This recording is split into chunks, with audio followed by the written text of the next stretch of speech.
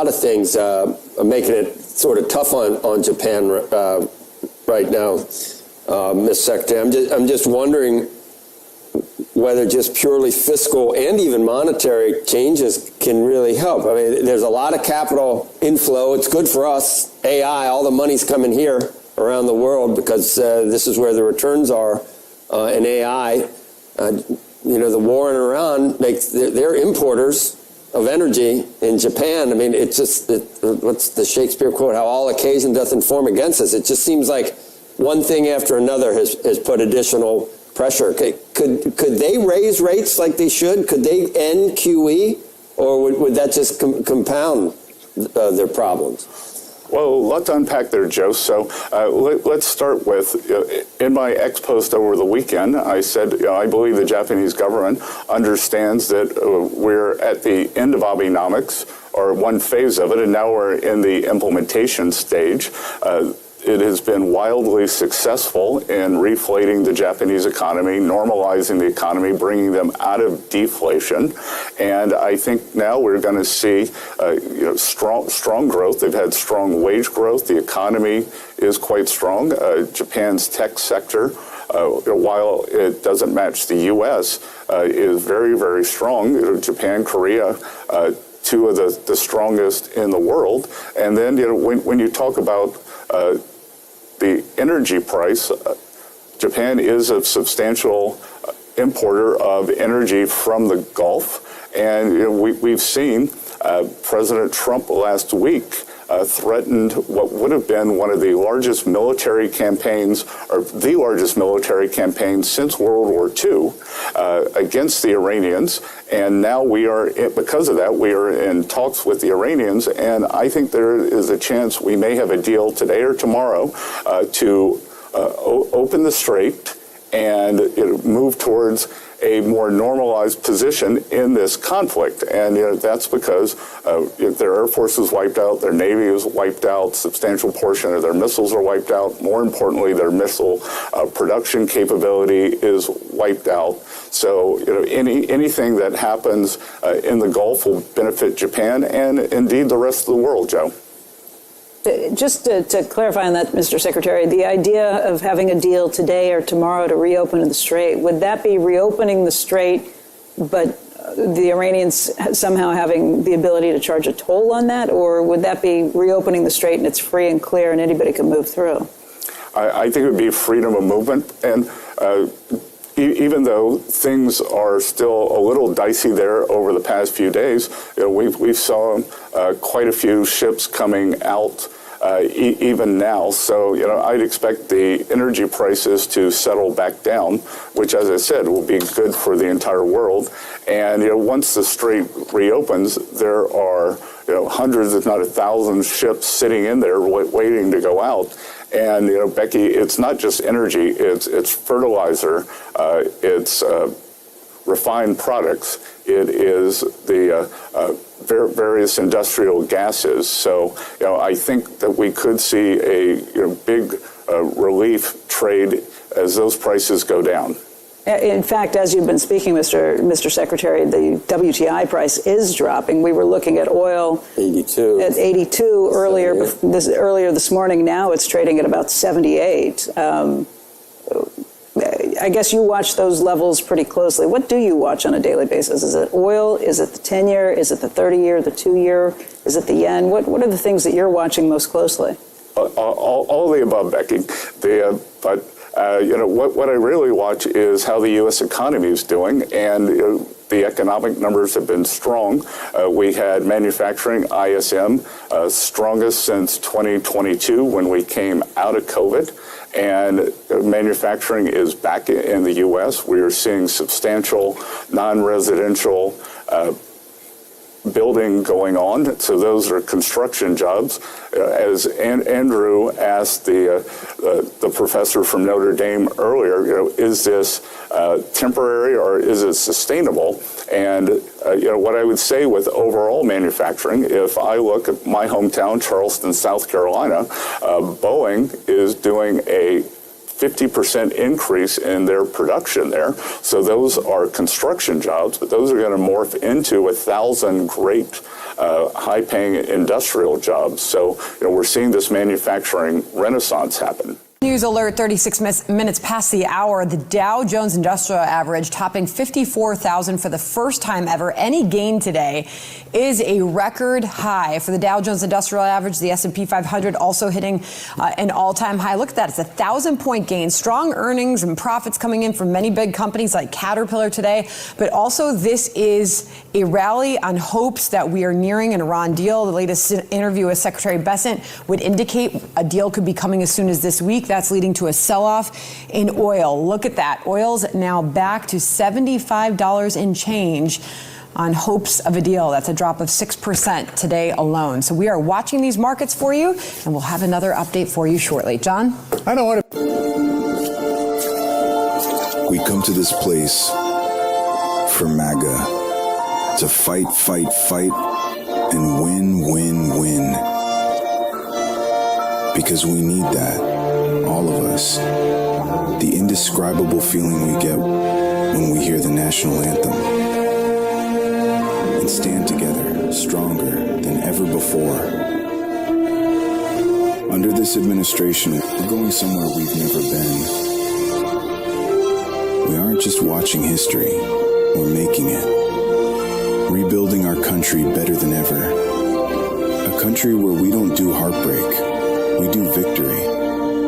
An America that is safer, more secure, more prosperous, and any setbacks that stand in our way simply makes the comeback that much sweeter.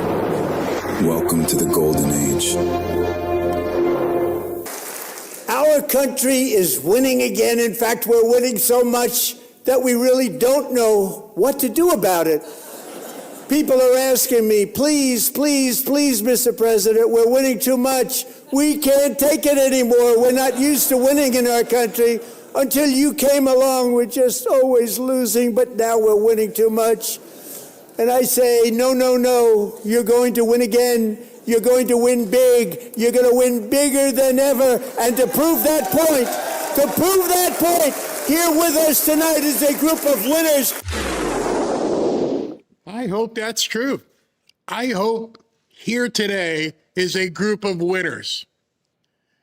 I played that that little soundbite from President Trump. I had a different one of them when he was at a rally. You guys have seen it all the time. And he keeps saying it. We are going to win so much. We are going to win. I hope you're ready. And at that State of the Union, hey, we're here with a group of winners. At least I hope so. And then the previous clip, what really got me, it was almost like a coach in a locker room type talk. And he's like, we're fighters. We are winners. We are going to enjoy prosperity. And one of the questions I have for you, each and every one of you right now, are you ready to win? And that's a very serious question. Many people will be like, well, of course. Are you sure? Are you absolutely sure that you're ready to do what it takes to win and to enjoy it? To understand that, wow, this is great. I am so happy. I am embraced in this prosperity. It feels good. But I fear many people aren't, because many people have not experienced that type of winning. They haven't experienced the joy of abundance. They haven't experienced the joy of not having to worry about what's going to be happening next month or next week. And many of you may find yourself in that position right now. You may say, Barry, I'm just not there. I don't know how I'm going to take care of X, Y, or Z. I don't know how to grab a hold of this golden era. I feel like I'm losing out because nobody has shown me, and I just don't understand how all of this works. It's a pair of shoes that are really too tight. It doesn't feel comfortable. And our president, who's got his name on buildings across the world, has one on his own plane, is telling you, bask in this. And yet some people cower because it's not something they've experienced. They're not comfortable. It doesn't feel right. Let me show you what happens or where things are right now. So you heard the little clip I included in there. And inside that clip, she was talking about we are now in another realm. We broke another record today. We are now in the 24th record in the stock market. It was up 1,000 points as we get close to closing time. It is now up 900 points. Let me just say that again. We are close to 1,000-point gain today. All the indices are green. You heard what Scott Bessent said. We're actually moving, barreling towards even more prosperity and more success. Oil prices are down to 75, another 6% off, 5.5% from where it was a couple days ago. Because the expectations are now being met. People can taste it. And when I look at these stock market numbers, and I realize not everybody is in the stock market, and it may be Greek to some people, because that's where your opportunity is. If your apprehensiveness is based upon lack of understanding, then it's understanding what you need to do to get that understanding, as I use one word in 3 sentences, and my English teacher would have put her foot up my butt. You can't just say, I don't understand, it doesn't apply to me, and ignore it. Because then it's on you. It's not on me. It's not on President Trump. It is on each and every one of us as individuals. It is incumbent upon us to embrace the golden era that he wants us to enjoy happily, without any apprehension. And as I scroll through some of the news here, you know, they've been beating up on SpaceX and says SpaceX earnings live, stock jumps 10% ahead of the first earnings report since the IPO. The next story is smiling brokers on Wall Street. Dow leaps 1,000 points. People are excited again if you look at the right content. You know, the other day when I talked, well, I don't even know what day it is at this point because so many people text me and email me, but yesterday, I can tell you, somebody sent me a DM, which I get these DMs all the time. Robin says, ignore it. Just move on. You get so much positive interaction. Why do you focus on the negative? Because we all know that negativity spreads. It is a toxic cancer. It is a tumor. And I wanted to explain something this one gentleman said, because I think it is an infection that is within MAGA. The man called me arrogant, cocky, and basically saying that I talk too much about prosperity, and that if that's what I feel, I should open up a financial channel and stop talking politics. And I realized at that point, the arrogance and the cocky part, that didn't bother me. What bothered me is he is supposedly a follower of the channel and subscriber and all this stuff, and doesn't want me even talking about prosperity anymore. Doesn't want me talking about financial news. Just dig into the politics. That's what I want. I want the sugary, fat, chemical-laden stuff. That's the stuff I want to feed on, if I could make an analogy, instead of like, hey, I'm going to go on a high-protein, low-carb diet, and I'm going to see what's good for me. Robin says I'm too hard on people at times. And then the first part about being arrogant and cocky, I thought to myself, does he know the guy that he voted for? See, this is where it gets really good. When people are worried about prosperity, oh no, maybe we shouldn't be talking about money. Oh, it's disgusting, Barry, somebody wrote to me once. And I'm like, do you know the guy we all voted for?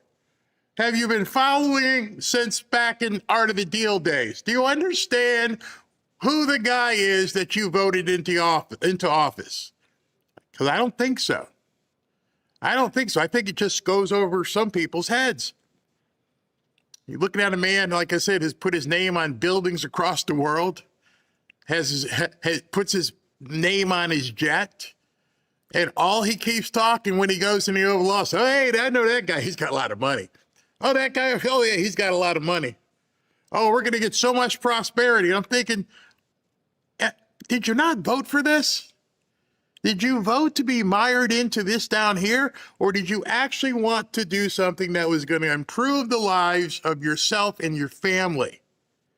You see, I don't care about all of the other 20 or 25 things that President Trump said he was going to do as it relates to the top things that I voted for. You know, the top things that I voted for are basically making sure we're safe, doing everything you possibly can do to make sure that Americans are protected. That's job number one. And then you go down the list, you got your immigration, you got this, you got that, and the other stuff, and that's fine. But the other thing he kept saying was, and I'll go back to the rally right before the election when they had Howard Lutnick on stage, we're gonna be so rich. You guys remember that? When you heard him say that and 20,000 people cheered, did it offend you? Or did you just forget it? Did it just go out of your mind and you said to yourself, I didn't really understand that because I watched and you guys were live with me when Howard Lutnick came out and said it. We are going to be so rich. You think I'm lying? I'll dig it up, or SV can dig it up. I'll play it right now. It was at the rally. 20,000 people watching, millions watching across the world, online, clapping heartily. Oh, that sounds fantastic. And now there are certain people out there who are a cancer in our movement, who have decided to do offshoots as though those things are more important. Maybe there's some in the chat right now. I'm not looking because I don't want to get off track. You know, we've been in the doldrums of the summer because there's not been a whole lot of news. It's been repetitive. It's the same old stuff. Iran, and socialist, and this and that. It's the same old stuff. But I told you a long time ago, as we moved into the primary season, there's going to be a lot more content about what's going on overall with the country. But the one thing that has been news all along, even through the doldrums, has been the push for prosperity. And President Trump, along with Elon, oh, you remember him, don't you? You remember embracing the richest man in the world, don't you? You remember just cheering that this richest guy in the world was going to help President Trump design, as he said back then, the rocket ship. Remember him saying it? Oh, you better strap in where we're going. See, all these things were said earlier, and people don't remember it, or they just don't want to hear it from me, one or the other. But I'm going to tell you a story about arrogance. I'm going to tell you a story about a guy who put his name all over buildings and then had a number of losses, losing marriages, breaking up in marriages, corporate bankruptcy, getting shot at.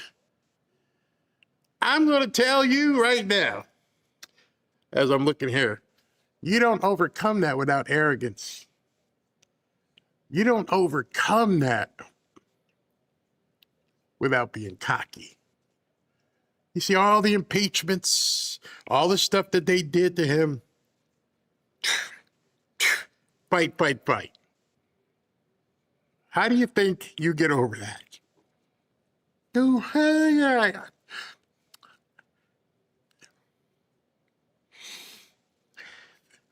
Thinking about my own adversity, how do you think you get over adversity? How do you think you keep succeeding? How do you think you wake up in the morning when you have nothing, but you don't let it keep you down?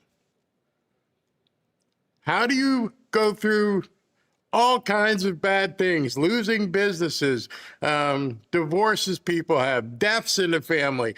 Do you stay down? No. Because the internal arrogance, the friggin' cockiness that was inbred in you when you were a kid says nobody is going to keep me down. F you. I almost said the actual word. F you. If you don't think every single person who has succeeded hasn't looked themselves in the mirror and thought of the times when they weren't successful and said, F you, I am not going back there. I am a winner. And what's funny is you don't need money to prove you're a winner.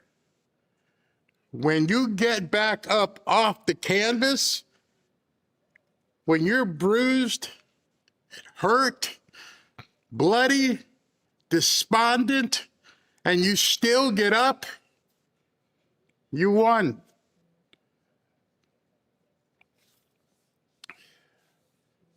Am I arrogant and cocky? You damn right I am. You see, when I was growing up, and I was a little chubby kid in high school, and people asked me, hey, who are you guys going to go to the prom with? Like, prom? I don't know. And then, the homecoming queen, and I'm like, I'm going with her. I'm going with her. Really? And I walked up and asked her, and she said yes. And everybody was floored. I'm like, wait a second. She went with a chubby defensive tackle to the prom? Yes, she did. Why? Because I was arrogant as a mofo. I was cocky. And I knew that's what I wanted. And you could segue years ahead. And I met Robin. And people are like, slow your roll here. You might be way out of your league. Nah. That's who I'm gonna. We go meet her, and we get married. Every single accomplishment, every single win, and every single loss is based upon your arrogance and cockiness. Because you don't take no for an answer. You keep going. And so when somebody says, Barry, you're arrogant and cocky, I'm like, oh, you're getting to know me then. You're getting to know the real Barry, because sometimes the persona of doing a video may come across a certain way. But yeah, I am one big ass arrogant cocky sumbitch, because it helped me survive.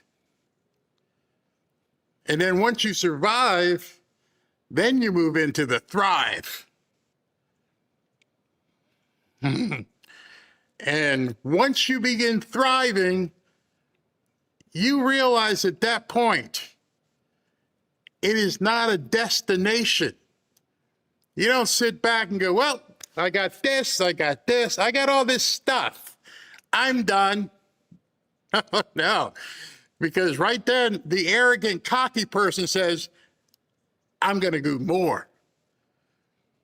I'm going to decide to open up a little studio here and buy cameras and do a YouTube channel. How many subscribers you got? None.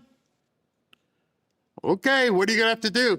Bust your ass, keep going, find out how you can do this, put all this stuff together, keep evolving because you never stop. I am in what some people would call a second, maybe a third career. You know, I buy and sell houses. Barry, go buy and sell houses. You don't have to do anything. No, I do. You know why? Because I'm arrogant and cocky. I wish arrogance, cockiness, and braggadocio on every single one of you. I want you to feel 10 feet tall and bulletproof.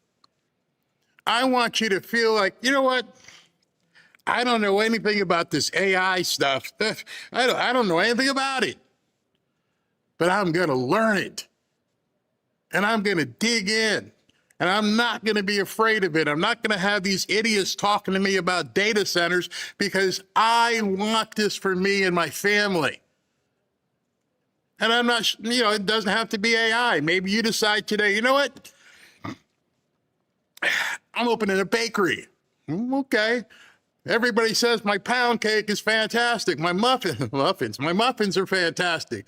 Sell that shit. Be cocky. Robin's brother, I remember, I think I might have told you, Robin's brother was a young guy, and he was working as a manager at a construction company. At his wedding, he comes to me and says, I understand what you've been saying, because I basically was working for myself then too. And he's like, I'd like to start my own construction company. And I said, why? And his answer, just do it, bro, because I think I'm good at it. There you go. That's it. The answer can't be I want to make some money. The answer was, I'm good at it. I'm like, well, you got that kind of cockiness and arrogance, you better go. Segue years ahead, the guy's one of the top builders in North Carolina. He built, I don't want to name the guy's name because it's not fair to him, but he built a big time basketball coach's house, and he's been featured in magazines and everything else. And it started with just, I think I can do this because I'm good.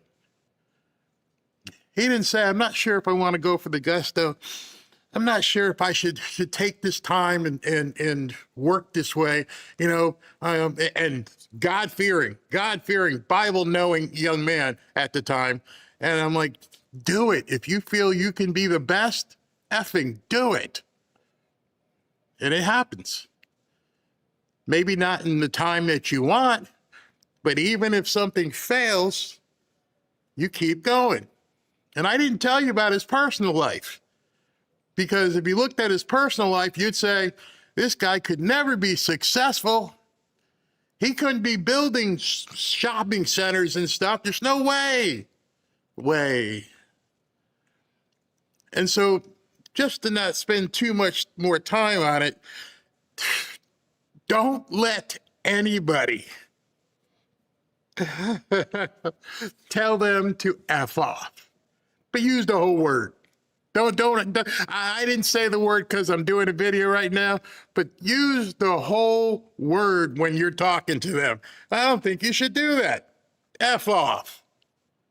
I'm doing it. Well, you sound really cocky. Thank you. Now I know I'm effing ready. That's when you know you're ready. That's when you know. That's when you know I can do this, when someone else says that to you. So, I just hope you guys can turn into the most cocky son of bitches you can possibly be and enjoy the rest of your time on this rock. Because it doesn't get easier. It doesn't get better until you make it that way. So I'm going to let y'all dwell on that for a second. I'm going to get something to drink. I'm going to come back and talk to my boy SV. But that's how it goes.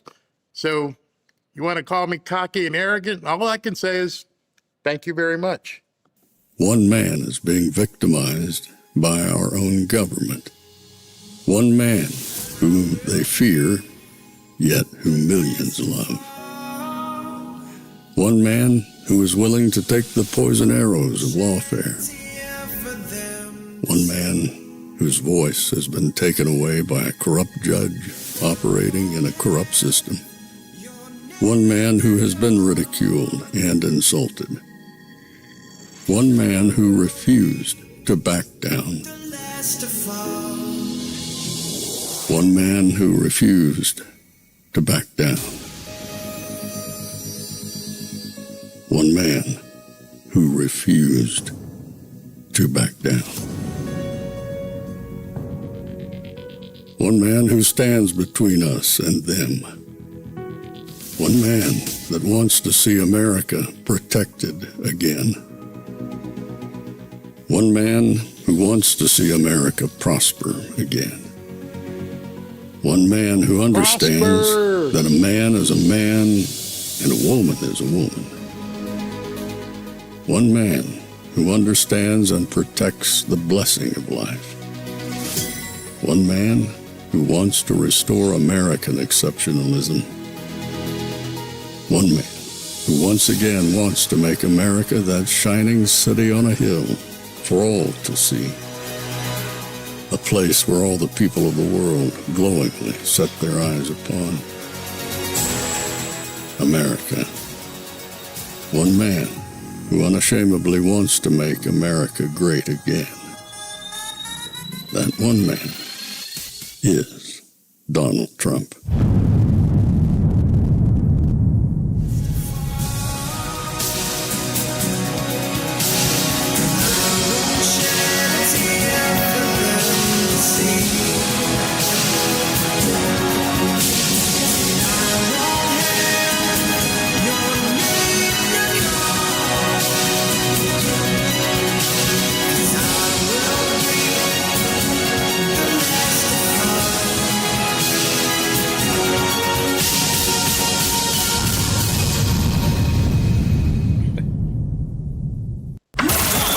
This is Fanfare with Barry Cunningham.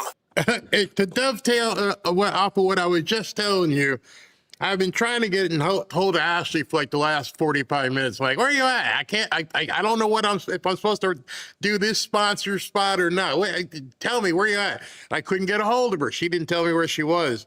Except I literally just seconds ago. She emails me, and it goes directly off of what I just told you. And she goes, I have a surprise for you. I'm like, what? She didn't tell me that today was the day, but she just passed, you see the big circle, she just passed her licensing exam, and as of today, my little girl is now going to be full-fledged into real estate down here in the state of Florida. She passed her Florida State Realtor exam. Yeah, big time. That's what I'm talking about. That's exactly what I'm talking about. She's like, you think I can do it? I'm like, you think you can do it? Yeah, okay, do it. Go for it. Remember, I don't know if you guys remember when Ashley got involved in the show, but she was a school teacher in North Carolina. And she's like, I like to dip my toe. And she started working with me part-time until she got full-time. Said, I'm done teaching. And her things took off. And now she's going in the next parallel. She just got her real estate, just passed her real estate license. So I am so y'all can't even say nothing to me today. You can call me arrogant and cocky all you want, because I am arrogant and cocky today, bro. Hey Barry, I am one cocky son of a bitch. I'm going to say ask me. Let me ask you two questions so everyone can prove to you. When you go play pickleball, do you walk out on the court and go, I'm not sure if I can take this guy today? No.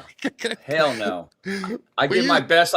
I've actually been told that I'm a little too aggressive. Because you understand, when you hit somebody with the ball and the paddle doesn't hit first, that's a fault. So that's a point. So people now try to, what they call nasty Nelson. They try to hit you when you're not looking. You gotta have your paddle. You gotta have your paddle up. You gotta be ready. I love it. I've done a few of those. And the second question is, and I saw it personally, unfortunately, when you sit down at the poker table, Do you think you're the weak one at the table, or do you think you're the man? No. I tend to lie in the weeds, so to speak. I mean, I do a lot of trapping, but no, I know the game well, and I have no problem taking anybody's money. I didn't take yours. You took some of mine, actually, but then I got it back from the other guys. You got it back though, because you watched you watched me. You're like, I see what he's doing. I know what he's doing. What his game is. I would love to play against you again. Yeah, we got to do that for sure. Hey, I want to tell you a fun fact. You might not notice about me, but like in high school, I was voted a class clown. Look where I am today. I can see that. I can definitely see that. Yes. All right. So you got. All right. Which one you want me to go to? One? What is this? All right. All right. So every time you show me these things, these videos are so funny. All right, so let's go to number one while I download this. So I thought this was I was watching a video in Iran or Iraq or somewhere in the Middle East, but no, this is a grocery store in Michigan. Nate says it looks like a Muslim country. Women are fully covered in hijabs and burqas. He goes, in my 2 years of reporting on the ground, this is the most shocking footage I have ever taken. As you can see in the video, our country is becoming unrecognizable. This will be multiplied if open border socialists take power in the coming elections. It will be even worse than Spain unless they are locked out of power. You know, some people are going, well, these people are not causing any problems. Well, they don't always bring over all the best ones too, right? But look at the store. Look at the store. There's no every aisle. You know, it's funny because, you know, some people will say we're prejudiced. And no, I'm not prejudiced because every single one of those people could have been walking around with the yarmulke. It's to say it's not their religion that makes it odd. It's how they use that religion against us. You know, I mean, the whole idea from coming from another country is to basically assimilate to this country, not to try and impose your values onto Americans. That's the problem that, you know, that I have with it. There's no assimilation. And at the end of the video, he picks up these marshmallows are in the aisle, and it's like hilad marshmallows. It has the Arabic, here it is. Watch this. Halal marshmallows, and it's got the Arabic writing on it. Like, I mean, okay. So people, it's coming to a town near you soon. Now, you got to wonder, is that what Mandami has planned? He's got we've been thinking who's going to supply it. Maybe it's going to be, you know, these type of people supplying the groceries at Mandami stores. That's crazy. Well, another post, which I didn't put on there, is that the voting currently, they said that, all the Islamic folks, you know, they're voting in huge numbers. I mean, it's just. Yeah. Fox had a camera inside the voting thing in Michigan, and it was all of them were in hijabs, I guess you can say. Can we bring a couple ICE folks over there to these voting stations, just to make sure everybody's safe? You know what I mean? All right. So what do you got with this one? All right, so I posted that because a couple things. It's Elon, SpaceX, but look at that at NVIDIA. So Elon actually reposted saying, you know, he's going to have it in a lot of his other satellites too. But if you want to invest in some kind of stock, I would recommend NVIDIA. I'm not a broker or anything, but if I had the money, I would be, you know, if I wanted to invest some more, I would go in NVIDIA. But SpaceX is partnering with NVIDIA. It's a company to design the Starmine AI-1 satellite compute payload. Each of the Starmine satellites will include the NVIDIA Rubin GPUs and Vera CPUs for data center class space computing. Wow. I love the SpaceX stuff. I follow all the takeoffs and landings and stuff. Yeah. I mean, it's amazing how smooth it is today. And the videos, when they show all the different stages coming off and everything comes back to Earth, it's fascinating. I love it. It's funny. The third story you have queued up is actually the story I got coming up next. So we can do it. Yeah. So I'm going to hold that because we got the whole shebang coming up. I was going to say it's shocking, the number though. I mean, you're going to bring it up shortly, but I mean, I've been saying all along. I told you the fraud in California is going to be off the charts. And they all knew about it. They all know about it. They all know about it. Now, we do have some good news. I don't know if you even saw this one, SV. But U.S. District Judge May D'Agostino issued a preliminary injunction stating what we all know. New York cannot dictate what federal law enforcement wears, from masks to identifications to color of the uniforms under the Constitution. Democrats continue to burn money with these flagrantly unconstitutional measures. California also lost in another purely performative litigation, trying to force and ban ICE from not wearing a mask. But you can't tell them what to wear. But you can still be a complete commie and basically come out and say you're not going to follow it. So right after the ruling came out, Mondami puts this up. Public safety does not come from masked armed agents taking people off our streets. To immigrant New Yorkers, you belong in this city, and this city stands with you. If you need legal support, our immigration legal support hotline is free, confidential, and available regardless of your immigration status. So he's basically trying to tell people, we will help you defy the law. If you get caught here illegally, we are going to do everything we can. You have a mayor of an American city, the biggest American city, openly promoting evading ICE. It's absolutely, it's incredible. Where's all my Italian brothers up there? I mean, I wonder if somebody can. I'm contacting the guy to see if I can use his video. There's a citizen journalist, i.e. the Nick Shirley type video, and he went into Little Italy, and it's like a 15-minute video, and they're just like, no, and they're only kind of what they're talking about. This guy Mondami, we got to deal with this idiot Mondami, and I'm loving it because I'm like you said, we haven't heard from them, and the only reason we haven't is because obviously the media won't go into Little Italy and talk to him. They don't want people to hear the opposition that he's causing. But people have accidents all the time, Barry. They fall downstairs, they trip and stuff. Not saying that's going to happen to him. I'm just saying people have accidents, Have you been to Manhattan before? Oh, yeah. Back before it turned into the rotting shithole it is now. Have you been into Little Italy? Yes. Yes. You don't play. Yeah. It's funny that when they talk about the stuff that Mondami is doing and how the crime is, you don't hear about it in Little Italy. You don't hear about it in Chinatown, because those are two areas where you don't mess up. Remember, I was from New Jersey, man. New Jersey. Oh, that's right. You're from Jersey. Yeah. That's right. Yeah. Yes. So you've been there. So am I wrong? You want to mess around? No. You get whacked, and also you get the old. Yeah, and then you get into the swamps of Jersey all of a sudden. You learn what Bruce Springsteen was really writing about. Jimmy Hoffa. Oh, wow, he just disappeared, didn't he? Wow, that's too funny. Where is he now? All right, Barry, that was a great message earlier. That had me definitely a little bit emotional there. Oh, thank you. Great message. This next thing we're getting, SV has. We can lead with your story into it because I didn't include her in the cut. But where is it? Okay, so if it hasn't been bad enough for you, today it happened again, and many of you may not have even heard about it. But another gazillion billion dollars of fraud has been uncovered. So SV has a recent story about it. Go ahead and take it.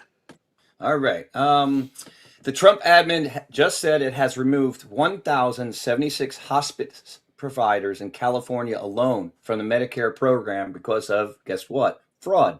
That is nearly half of all the enrolled hospices in California. Half that were fraudulent. 1,076 hospices have been removed from the Medicare program. This represents a 47% reduction in the number of Californian hospices compared to the peak during the Biden administration.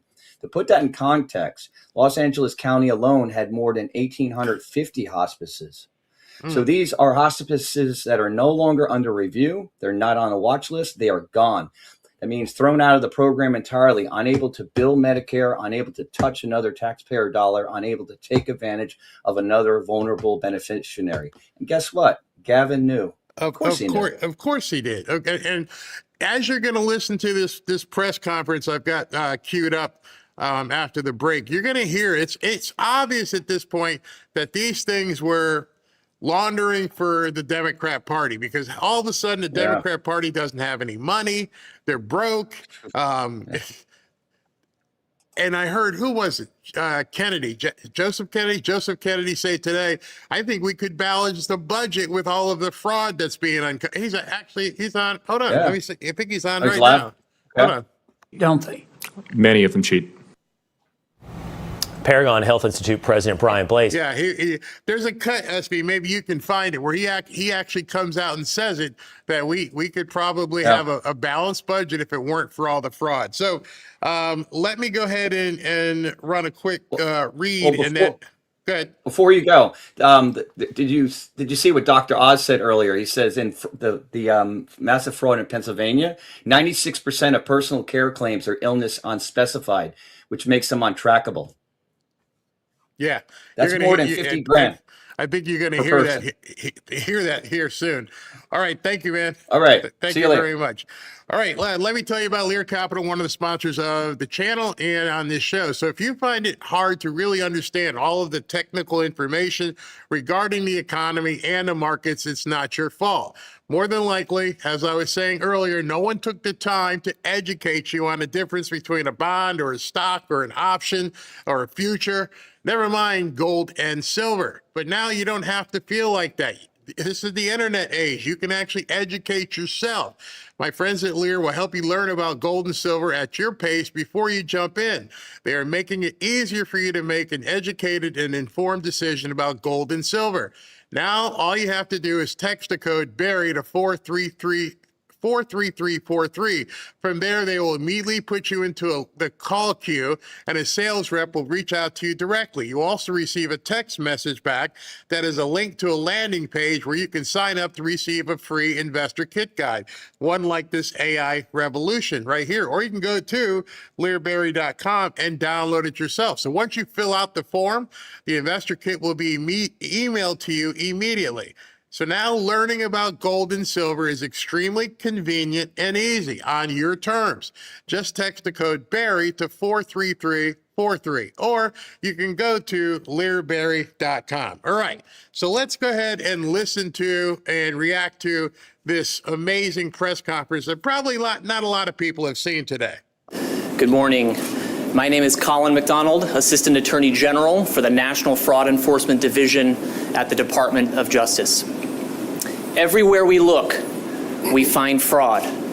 Hundreds of billions of taxpayer dollars taken from our pockets by criminals every year. For that reason, President Trump, Vice President Vance, and Acting Attorney General Blanche have rightly activated the DOJ and our fraud-fighting partners to combat this fraud epidemic head-on, because no one should be able to rip off the United States of America and get away with it.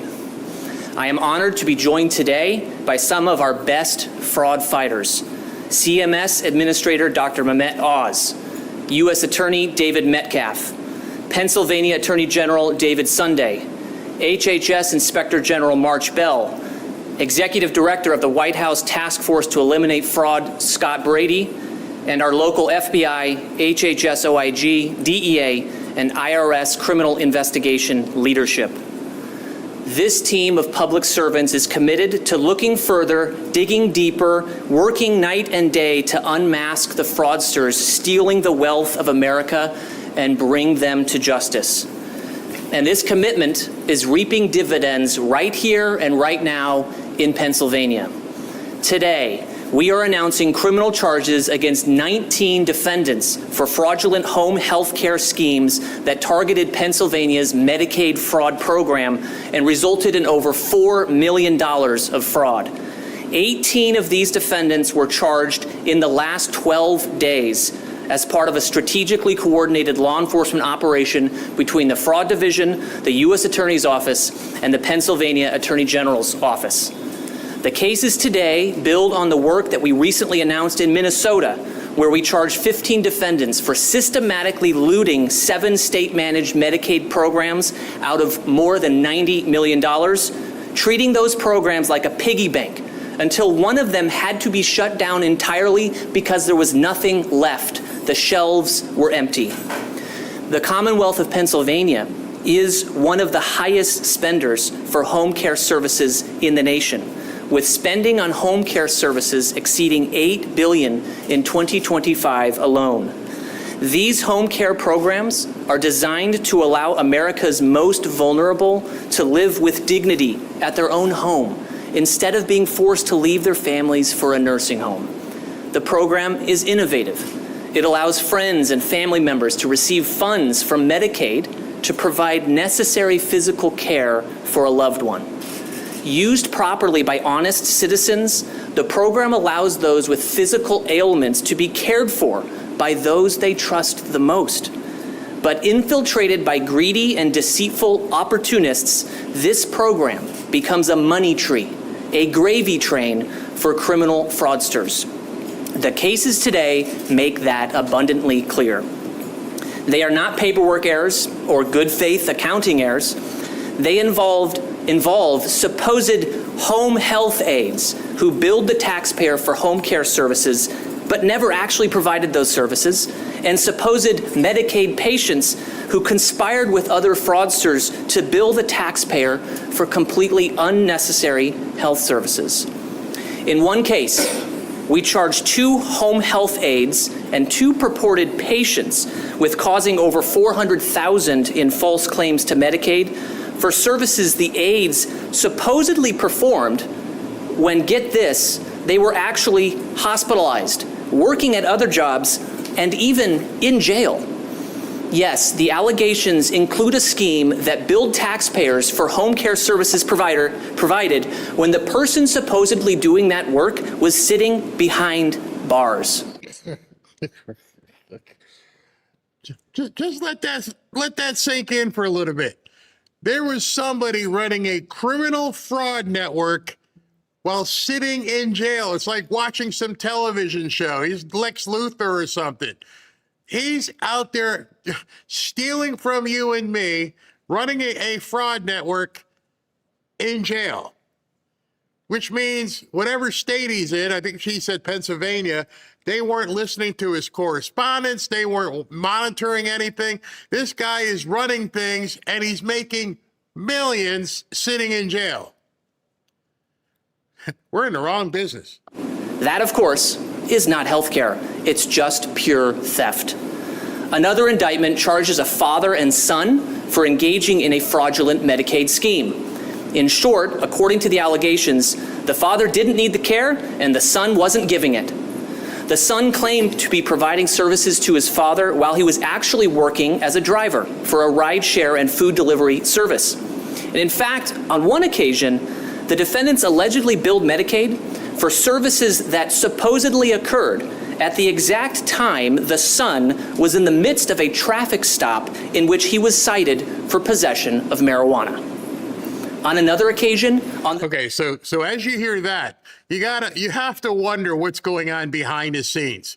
And what I mean by that is you have to think to yourself, how were they able to determine you were making a billing entry for money while you're sitting at a traffic stop getting cited for smoking dope? What kind of data analysis did they have to do? Because you figure you had to determine somebody's geolocation at the time that the bill came in. And so the billing came in at 1:05 p.m. on August 4th. Where was Fred at 1:05 p.m. on August 4th, last year sometime? I don't even know how the hell you would correlate. Yeah, I do. Yeah, I do know how I would correlate that.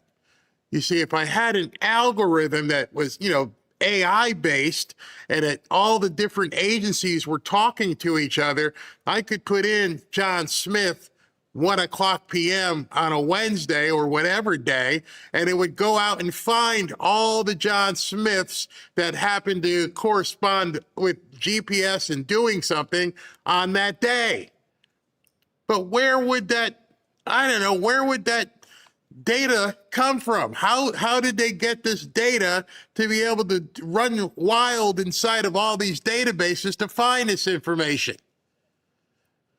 Yeah, I'll let you dwell on that. The very day that the son billed Medicaid for a full day of in-home care for his father, the father was not home at all. He was in a courtroom watching a different relative get sentenced for defrauding this same program. These fraud schemes not only rob Americans of their hard-earned money, they also steal the trust in our communities, destroy the public's confidence in our public benefit systems, and perhaps worst of all, sow seeds of doubt that honesty and hard work is the right path after all.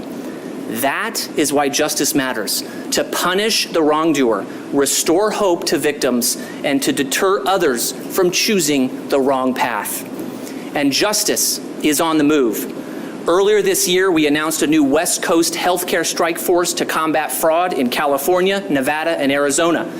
We have also announced a Medicaid strike force approved by Acting Attorney General Blanche to mobilize 15 additional fraud prosecutors nationwide to combat Medicaid fraud. Just last week, we convened a historic federal-state partnership event in Columbia, South Carolina, where leaders from across 7 states in the Southeast gathered to strengthen coordination and expand joint anti-fraud initiatives. And we have launched a historic $300 million grant program to allow state and local prosecutors to join the DOJ and fight fraud and other crime. I thank Attorney General Sunday for being one of the very first offices to join our grant program, and we look forward to receiving multiple special prosecutors from the Attorney General's office in the near future. As another step in our growth plan, we are announcing today that our Northeast Healthcare Strike Force team is expanding here to Philadelphia. This will place dedicated fraud prosecutors right here to further root out the fraud in Pennsylvania. This district has a long-standing tradition of not only prosecuting egregious frauds like the ones charged today, but also a history of excellent corporate enforcement, both civilly and criminally. In fact, today the U.S. Attorney's Office is announcing charges against not only individuals, but a company, a home health agency that participated in the fraud. We are proud to join in partnership with U.S. Attorney Metcalf to ramp up our collective efforts to root out fraud here in Philadelphia and across Pennsylvania. This remains the early stages of the build-out of our fraud-fighting team, with the support of President Trump, Vice President Vance, and the White House Task Force to Eliminate Fraud, Acting Attorney General Blanche, and the entire fraud-fighting apparatus. The Department of Justice will continue expanding our reach across the country to pursue all fraud, no matter how large, no matter how small, no matter how hard. Now, I want to jump in there because you can't see the lower third I have. And a lot of people are saying, okay, what's going on with all this fraud? We understand, arrest somebody. Well, they are arresting people. You just don't know the names. The names aren't Nancy Pelosi and Adam Schiff, so people get all kinds of, discombobulated about it. But at the same time, remember, as my lower third says, remember how they took down Al Capone. Everybody thought they would get Capone on the murders and the prostitution and the loan sharking and the drugs, not really drugs, ladies, all kinds of stuff he was doing. They thought they could catch him there. And if you know the story about Al Capone and how the Untouchables got him, they got a hold of the accountant. And once they got a hold of the accountant and they had data with numbers, they were able to just dissect his financial operation and take him down. So I want you guys to be thinking in the back of your mind, as you have found out now, as the information has been released that the DNC is dead broke, beyond broke. They are now millions in the hole because they had to go leverage their building in order to get some money. What the hell do you think happened? Do you think all of a sudden millions and millions and millions of dollars in donations and everything else just stopped? Or perhaps is that spigot being tightened down, way down? And if the spigot isn't tightened way down, how about the system of funneling money all different places where now, if I'm a nefarious evil guy, Mr. Soros, I don't want them to see where the money was coming from. You see, I doubt that George Soros had his own George Soros and his wife's name. We're going to write a check. No, there's a way they disseminated all this money into all these NGOs, thousands of NGOs, not one or two, thousands of NGOs across the world. All this money was moving all different places. And now you're broke, and your biggest people either won't or can't give you any money. And so now, is it sitting in the accounts of the individual candidates, and how are they getting their money? But the first thing, the head of it has been cut off. So are we looking at a Capone-style investigation? Are we just figuring out this is going to be the best way to get to them, because you can't escape that? I may not be able to prove that you whacked somebody. I may not be able to prove that you were moving the yayo, but I can see if the dollars landed in your account and where they ended up going. And so with the help of Doge and everything else they were doing, I can just picture in my mind that every dollar that was going in different places, they are now running down. Okay, here's where it ended up in Pennsylvania. Here's where it ended up in Florida, or where it originated from. And how did it get to so-and-so's account? Well, it came from all this Medicaid fraud. Then it got sent out. So there's got to be a lot of people in both parties who are sitting there going, is it just a matter of time before the knock comes at the door? They know what they've taken. They know that there's all kinds of, and even if I can't catch you now, I can bleed you at this point to where you can't do anything. Even if you've got some bolt hole someplace where you've got money stuck in some Bahamian or Swiss account, and you can't move it back to your own account. You can't pull that cash out. And so now who knows where money is stuck right now? Well, these guys probably know, because imagine if you've been one of the bad guys, and over the last 10 years, you brought in $20 million, and you did all this crazy stuff, and you were a politician, but you stuck it in the Caymans, or you stuck it in Switzerland, and it's just sitting there in a numbered account, and you need it. I gotta have it. But you don't dare bring it in. Nobody was watching before. Now, Scott Besson has openly said, we are watching for all transfers. Maybe there's a limit. Maybe they say anything over 100,000. We're going to watch where this stuff goes. You remember when they hired those 87,000 IRS agents? Well, they didn't hire 87,000 IRS agents. They gave the budget for 87,000 IRS agents. They gave the bodies. So imagine you're President Trump. You come in like, you're fired, you're fired, you're fired, and I bring in 1,000 of my own IRS agents because nobody says I can't replace those jobs. And now these IRS agents, you're assigned to Pelosi, okay? You're going to be digging in here. And you're going to, I don't know this for a fact, but what we're all seeing right now has got to make everybody kind of look side-eye at this and say, something is different. They're finding way too much money.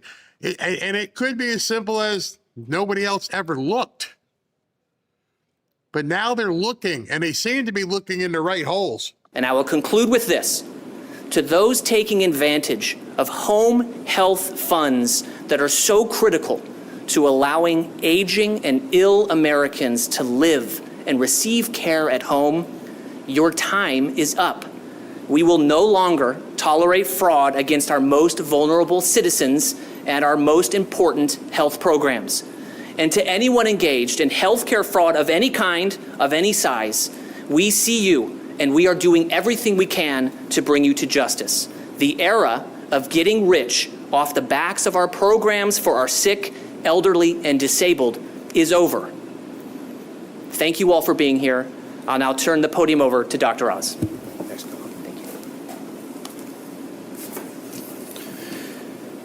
I want to thank the President, the Vice President, Secretary Kennedy, and many others involved in the anti-fraud task force that the White House is beautifully organizing for an all-of-government approach. And I say that because with using all the lever arms that the federal government has allows us to help and protect people who are dependent on Medicare and Medicaid, as you'll see during these presentations. Colin, the all-star team you put together, there's many members on the dais, but the U.S. Attorney's Office, the Eastern District of Pennsylvania, the Northeast Strike Force, the DEA, FBI, HHS OIG, the Criminal Investigation Units, the Pennsylvania Attorney General's Office, all these groups have come together. We need states involved, and I'm speaking to that issue as the person who has to look at all the numbers as the administrator of CMS. Now, we're facing a personal care services crisis around the country. The surge in enrollment of individuals in these programs is stunning. So shocking, we have to double check our numbers. We don't think it's possible that it's happening, but it is. In California and New York, the #1 job in the entire state is personal care services. Guess what? It's good to be home because it's true in Pennsylvania too. Let that sink in. Of all the job openings across the country, the #1 job opening is home health care. Not working in JCPenney or any sort of Target. No, you figure all the retail stores combined don't have as many people working for them as people are doing home health care. How did I miss this lottery ticket? 50% dramatically more people serving in the personal care services space, that's home care, than is in retail. That's where Pennsylvanians are going. It's becoming a jobs program. Medicaid fraud in this state is costing taxpayers for care that was never delivered, or even worse, harmful. It's costing patients their health, their trust in a system that was built on a high-trust environment, a place we all thought that we would be able to be safe, because who would steal from the poor? As Colin outlined, many people, unfortunately, are doing just that, and we're coming after them. What we're exposing today is a diabolical breach of trust, a violation of the sacred bond between patient and caregiver. It is a catastrophe that can only be dealt with in the way we'll be outlining for the rest of this presentation. Today's defendants included an aide who billed Medicaid for care claimed to be delivered while they were in jail, or while they were being arrested, or while they weren't in the country. The list goes on and on, one more disbelievable than the next. And it's not just individuals. There's a home care agency, 2 owners who are charged with billing Medicaid hundreds of fabricated clock-ins. Again, care that was never delivered at all. And we have evidence of that. CMS's job is to make sure this money reaches the people who actually need it. That's the grandmother who desperately needs this money to stay out of a long-term care facility. It could be a vet who relies on this to get help because he's stuck in bed. All these individuals deserve our love and support, not the criminals who have hurt them. We've reviewed Pennsylvania's personal care billing trends. I'm going to give these numbers to you slowly because they're really important. This is the federal government's data on Pennsylvania. Pennsylvania ranks 5th nationally in average monthly payments, both per beneficiary and per provider. That is way out there. Be #5 in both those categories. More expensive, that is, in 45 states. Over 96% of personal care claims here are illness unspecified. That's how they're titled. So we can't track them. It doesn't help if the U.S. Attorney or the Attorney General can't possibly find the fraud because people aren't actually telling us what they're really doing. We have to change that history that's evolved here into the norm. And finally, average payments per beneficiary, more than $50,000. Think about that, $50,000 per person getting home care in this state on average, far above what you'd ever expect. All this points to fraud. The cases like these are exactly why a whole government approach is so critical and why we have to develop best practices of how to evolve this system. You're going to be hearing from Dan Brillman in a second. He runs Medicaid. He's going to touch on another problem that's a big one in Pennsylvania, which is autism care services, and why they're, again, not only are they off the chart in Pennsylvania, but the rest of the country, but we are actually here to help. We're giving you a toolkit that will allow the state to be able to tell what's good, what's not, what's foul, what's fair, so we can identify the best use of our funds. Yesterday I was in Maine. We're investigating home support services, just like you're seeing here, for adults in that case who have autism. Medicaid spending of the top 10 providers there has dramatically increased over the last 6 years. In fact, across the board, if you look at fraud in healthcare, all gone up in the last six years. What happened in 2020 that has catalyzed this? What has allowed this corruption to be weaponized? It's COVID.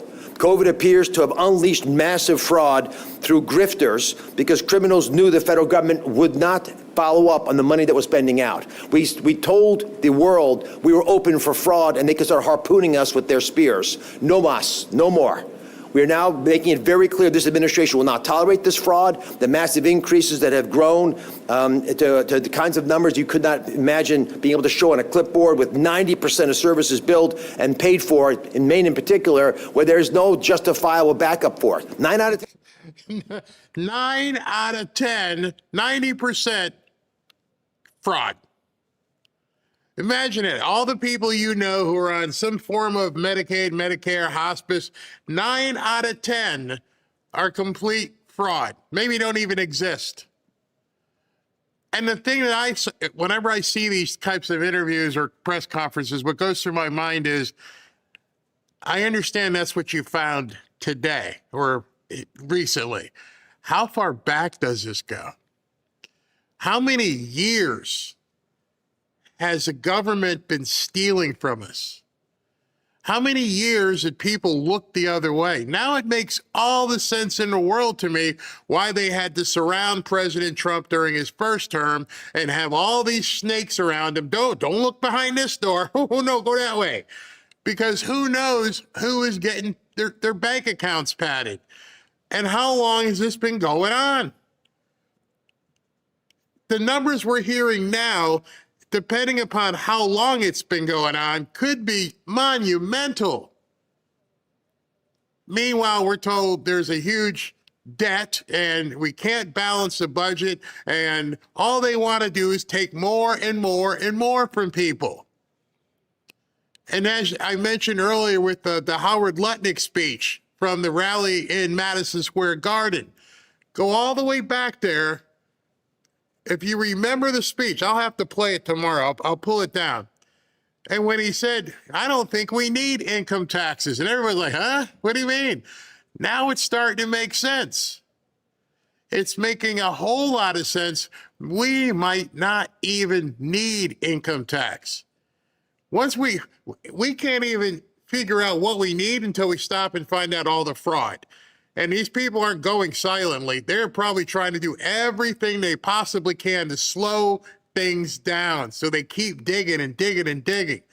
And the numbers keep getting bigger and bigger and bigger. Now, understand, the fraud that they're finding represents double.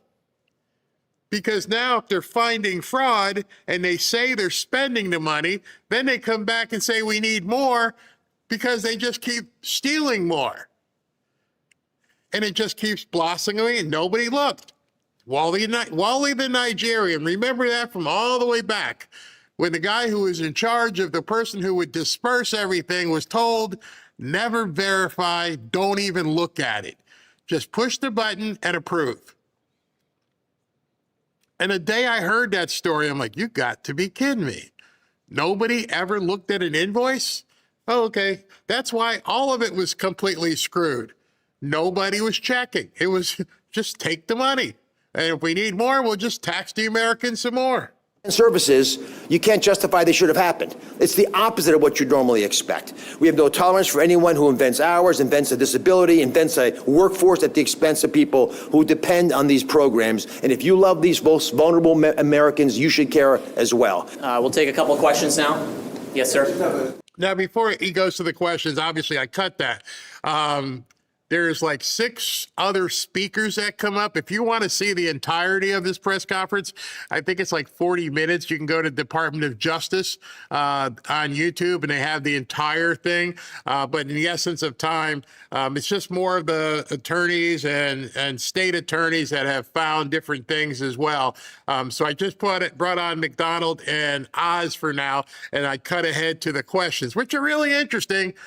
Because these are the C-level reporters, and they don't really care. They don't, you don't see it on CNN. You won't see it on MSNBC. You won't see Margaret Brennan. You won't see Kristen Welker. No, none of them want to talk about this. Just no. What fraud? Most of the people you know, your family members, your coworkers, your friends. Fraud? What fraud? They don't know anything about it. Nobody is telling them, and they'll completely ignore it. This should be a major campaign question. If there's a debate, it doesn't even come up. And we're going to talk about the Michigan debate, Michigan, election. primaries. We're going to talk about the governor in Wisconsin.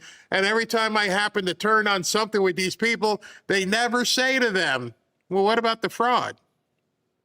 Anything about fraud? Oh, you just want to abolish ICE. You want to do this. You would think the socialists would say, look, we want to stop the fraud. Nope, don't. Nobody mentions the fraud on the left.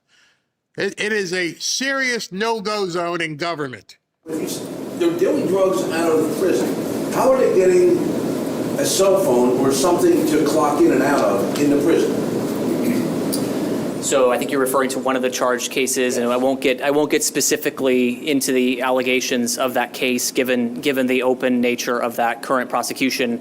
But speaking generally, what these schemes involve are individuals who are not where they say that they are, and who are in a conspiracy with someone else. You catch that? Yeah, right there. That's a little bit of tidbit, because he had the guy in the audience had the same question we have. Like, what do you mean? I mean, I watched Goodfellas when the guys were cooking up their own steaks inside a prison. Was it really like that? How is this guy running a criminal enterprise with a cell phone or some sort of electronic device and stealing millions from Americans? How is it happening? And he says, I can't get into that, but there's so there's more than one person. Oh, so you are looking at the other people. So you are squeezing these bugs that you have under arrest right now. And you are going to these people and go, you're either going to spend a lot of time here or you can start talking. That's why the Democrats right now got to have some sphincter tightening. Where do these roads lead to? And if that one guy is talking, imagine all the fraud stuff that you've seen, that they've squeezed and they keep squeezing. All these different people around the country, maybe around the world, all of them are like, okay, what can we do here? Well, give me something. And so he just told you the key for all of these prosecutions. They may look small to people. The panicans and doomers may bitch about it on X, but nothing's happening. Oh no, there's something happening. Don't let them fool you. You just heard. Yeah, well, it goes to other people. Away from their location where they can work together to then exploit this program. As U.S. Attorney Metcalf said, once these individuals are inside these programs, it's very hard to be able to determine whether or not the home care services are in fact provided. And so that's why someone from even prison would be able to be in a conspiracy with someone outside of prison to keep billing, to pretend as though they're in a different place at home providing care to an adult relative. That's got to shock everybody. I know, because everybody had the same question. How the hell is he doing this from prison? Well, the only way he could be doing it from prison, and you know exactly the same as I do, somebody had to be facilitating it. Somebody had to be. This guy was probably not even the kingpin, but they pinned it on him, and they're like, just keep doing this. Hey, Charlie, click the button. I don't know, but there has to be other people involved. So in that case, the person in prison was being billed by a co-conspirator. The person themselves was not billing it. So take Ms. Williams' husband in that prison behind me was being billed by Ms. Williams while he was in prison. The allegation in that case is not that he had a cell phone billing in prison. Just to clarify. What are we looking at with those pictures there? So I'll start from there. That's the chart I described in terms of Pennsylvania Medicaid spending. The first quote is from Sean Murray in a recorded jail call in August 2024, bragging about how much of a racket home health care aid is. The second quote is from... Wait. Wait a second. Look, I'm sorry. You were recording his prison calls in August of 2024. Why did nobody in the Department of Justice under Biden? Where was Merrick Garland? Because I think in August of 2024, the Biden administration was in. So as you've seen with a number of other things, it sounds like the Trump administration went in and somehow found a whole bunch of information on a whole bunch of crimes that got buried, i.e., Merrick Garland, Christopher Wray, and a bunch of other people knew this shit was going on. I just want to make sure you heard that. Yeah, they were bugging his phone in August of 2024. You got to wonder what they were listening to. They were probably listening to make sure he didn't give up somebody that they didn't want to be known. But August of 2024, in the midst of the presidential campaign, remember, President Trump didn't get elected until November of 2024. He took office in January 2025. So somebody in one of these organizations was monitoring this bad guy, and nothing happened. They just let it go. Ms. Williams' husband, when he was arrested for drug trafficking, explaining the prevalence of home care fraud, that everybody is doing it. The pictures themselves, I'm going to go from the top to the bottom. The top are from the social media accounts from Sean Murray that show him posting in various locations around the globe while billing home care services. From the bottom, these are surveillance photos taken by federal agents while Mr. Murray was billing home care services, but we allege was in reality trafficking drugs. Are all of these cases connected to that same agency, the Comfort Zone Home Health Care LLC, or are they a variety of agencies? These cases kind of span the spectrum of different actors and different entities that are involved, but all of them are connected by that common theme of exploiting this home health care program. Yes, sir. Just a question, perhaps for you or for Dr. Oz. What efforts are being made to make sure that legitimate home health care providers and their patients aren't getting perhaps caught up in this intense dragnet scrutiny? Our biggest allies in cleaning up fraud are the legitimate providers. Kim Brandt mentioned hospice care. We've taken out almost half of the hospice centers in the entire state of California. Almost nobody has complained. We've gotten a couple of AI-generated notes. The people who told on them were the other half of providers that actually are legitimate. We've asked the state of Pennsylvania, we've asked all 50 states, and this was with the support of the White House, to revalidate their home care providers. Remember, we're talking about unlicensed individuals in an unmonitored setting. How do these guys enforce those rules? So we've asked the states to go back and tell us, what does it mean to be a home care provider? And then tell us, because of your own rules, whether your providers have done that or not. The state of Minnesota, when they did this, less than half of the providers in these areas were legitimately, by their own rules, eligible to provide these services. When they say everyone does it, that's the pathology. Like, what is going on in Pennsylvania? The reason we have federal law enforcement here, representatives from the federal government, is because we are concerned. We're concerned about a lot of states.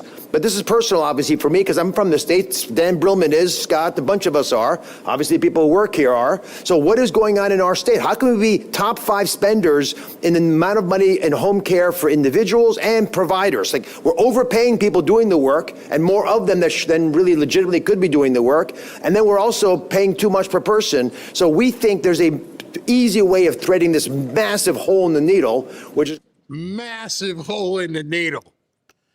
We are being, I was going to say the R word, but I don't want to offend any women here, but we are being bent over, and you can tell he's pissed. If you can imagine, he has seen this data for quite some time before they got to this point, and he's still pissed off. He cannot believe that this has been happening even in his own state. You're like, wait a second here. Is nobody paying attention? Shapiro, what the hell are you doing? Is nobody watching as all of this is happening? It's taken the Trump administration to come in with a microscope and go, yep, gotcha. And so it's obvious. It should be obvious what has been happening with this money. And it's going to get more obvious we are literally, what is it, August? We are 3 months away from an election, 3 months away from the midterms, and the Democrats don't have any money. Could it be that the reason why these socialists are winning in all of these blue areas is because the traditional Democrats aren't funded? We're going to find out something huge tonight. If, what's his name? Ali Baba Saeed, if he ends up winning tonight the Democrat primary and he beats Haley Stevens, and Haley Stevens has had Gretchen Whitmer. She's had James Clyburn. She's had all of the Democrat establishment people come out. If he beats her, that should probably tell us something, that the Democrats, their mojo is gone. Completely gone. In fact, they're probably feckless at this point. And so today, and ask me if you want to pull that down, I'll show it. Chuck Schumer got all kinds of flustered, and he came out, yeah, we need the socialists. Why do they need the socialists? Because I think the socialists have a money network. I think they're crowdfunding these campaigns, and I think the Democrats are completely terrified. They don't have any money. I mean, think about it. That's what they had to do to get some money in their account, is to go mortgage their building. That's like you taking out a second mortgage to pay your Christmas bills. So you can't go out and spend $20 million in this race and $30 million in that race like they're used to spending. One of the things we always probably used to thought, how in the hell did you spend $100 million in Texas with Beto? What? Who gave you $100 million for one Senate race? Maybe now we know. Cut out the fraudsters, which again, mathematically could be a lot of them because everyone's doing it, and other states have given us a clue that it's a problem. You know who we help? We help the American people. We help the folks getting these benefits, but we also help the legitimate, appropriate providers, because they're not just stealing money. These fraudsters are stealing our trust, and that's a much more difficult thing to replace. Yes, sir. Question about electronic visit verification. That is supposed to make sure people are getting paid for being at work. So is the idea that you have the person who's the recipient, the beneficiary, is the one who's doing the verification, even if the person is in Saudi Arabia? And how does someone who's billing 13 different agencies, they have to do the EVV, right, for all those visits? How does that work? So there was a federal statute passed in 2020 to try to address this problem. I'm here to tell you that it has not worked, because ultimately all it takes is, if you have this smartphone app, is to tap a button, and if you don't have location services enabled, it doesn't necessarily track your location. But you can also, more importantly, this is what the fraudsters did in this case, you can call in, and the address it comes back to is the registered address on file. It's not where you were, and that's what many of the fraudsters did in this case. So the EVV was not sufficient to prevent people from scheming the system and to establish they were actually there. One more question? Unless there are none, thank you all. Can I ask a quick one? Yeah, one question. I know that you talked about the dramatic increase in home care providers and how there's skepticism of how they're all legitimate. California has argued that they have just ramped up their programs dramatically in the last couple of years because they've been encouraged by the federal government and since COVID to keep people out of nursing homes. Is that playing a role? And, what share of that could be contributing? And could that be true here in Pennsylvania? We don't believe that's a true statement. We've compared states. This is one thing we have to do at the federal level, is give all the states, give all the governors the data on all the other states. And if you look at Texas versus California, they're plausible comparisons. They're not seeing the same kind of increase hours. It's not just providers. They're providing the average beneficiary twice as many hours of support in California as in Texas. They're all human beings. They should be relatively the same. They're also paying more than twice as much per hour for the people working in these areas in California as in Texas. I think there's a bigger problem here. And this is not fraud, waste, and abuse by itself. This is corruption on the underlying system. When you corrupt the practices that rat out the foundation of the boat that we're all in together, and we start taking on water, we can start pointing fingers. But when everyone is doing it, which is maybe the most important quote from this press conference, not said by any of us up here, that's a real pathology. Because then if you're not part of the corrupt system, you're a fool. When I'm lying to you, and you know I'm lying to you, and I know that you know that I'm lying to you, and on and on and on, that's how countries collapse. Thank you all. I think they call that a mic drop. I think that was a huge mic drop, and it was interesting. Got any other questions? One more? Okay. They don't want all this. You're hearing all this. You got no questions, huh? None, nothing. Okay. That is your underscoring right there, to know that the media knows we can't touch this football. Even if I ask them 20 questions, nobody's going to let me print it. Nobody's going to talk about it on a hit. I'm not going to get on television. Don't even bring it up, which is important for us to spread this stuff and let people know, because you'd be amazed how many people just aren't paying attention. They have no idea. I found the clip from Joseph Kennedy. Listen to this. What's your best guess as to how much per year this cheating costs the federal taxpayer? We released the report on this yesterday, Senator, and estimated that it's $33 billion. It was $33 billion in 2024. Okay. And that's $33 billion that is taken away from the people who really need Medicaid. Is that right? Yes. Meanwhile, the New York Post exposing what it calls New York's medical fraud capital, where often empty senior centers bill Medicaid $100 million a year for patients. The numbers are so mind-boggling. The average person right now, like I said before, like they used to do with the COVID and how they would have the sticker on how many people got sick and how many passed away. I think we need like a complete side, a table that shows here's how much fraud we have found thus far, because nobody is hearing it.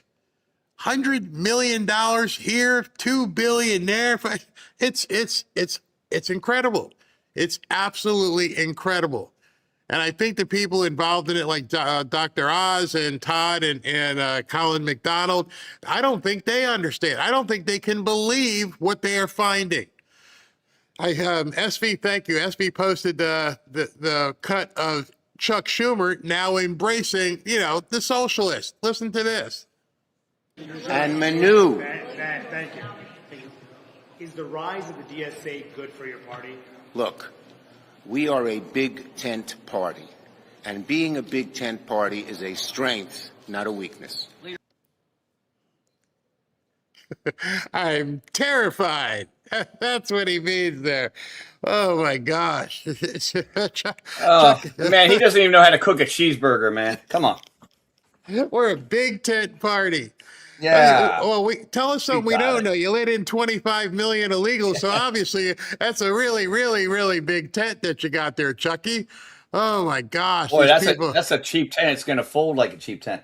Man, I have so many stories stocked up. I should have my own little window with just keep putting the news out. You got a whole bunch in here? Let me see. I haven't. I don't know if you have this. I don't know if you have this one, but Mario is wishy-washy. But I got rid of him. I got to show you guys. He posted this. This is funny as heck. That's me. And it says a transformer, Julie Tart, is dominating French's second-tier women's basketball league, averaging 21 points and 20 rebounds while sweeping player of the year, defensive player of the year, domestic player of the year, player with the weenie of the year. Asked about the WNBA, Teeter says, I won't say no. That question writes itself. Fairness, safety, the purpose of segregated sports, women's categories exist for a reason. All right, so you can't see her, him, her. Yeah. Whatever. Wait till you see this. Oh, whoa, what? What the? Man, with that kind of physique, you should have like 60 rebounds and like 100 points. What the hell? Look. They can't stop her. The problem is they probably pull it out the game because they're so far ahead. It's like, oh my God, look at that. What? Yeah, come on. All right. Come on. I'm waiting for a dunk. We got to get a dunk or anything here? Oh, just get out of my face. Get out of my face, chickadee. Oh, he almost chest bumped that girl into the next county, man. Boom. Oh, my. Oh, goodness. Barry, man, this mental health crisis, man, this is crazy. And you got people saying you shouldn't do it. Like, it's common sense. I mean, some tennis players came out and said that we shouldn't have men and women in sport. Duh. Yeah, I got her coming up too. All right. So let's first go to President Trump. President Trump, while I wasn't yakking, they were yakking. President Trump posted something. I'll let SV take this while I take a sip. All right. This might take a minute or two. So all right. So President Trump just posted this while he's on Air Force One going out to LA. All right, he writes, manufacturing is booming. Factory activity just hit its fastest pace in more than 4 years, far exceeding expectations. New orders have expanded for 7 straight months. American manufacturing is back. The stock market is at an all-time high and setting record after record because investors know America is winning. We're going to win so much, you may even get tired of winning. And you'll say, please, please, it's too much winning. We can't take it anymore. Mr. President, it's too much. And I'll say, no, it isn't. We have to keep winning. We have to win more. We're going to win more. I think I need to get a winning button and also a slap button. I'll be hitting that all the time on you. All right. Let's see. The American exports are on fire. U.S. goods exports have now topped $200 billion. Can you do the ka-ching? Wow. Yeah. For the 5th consecutive month.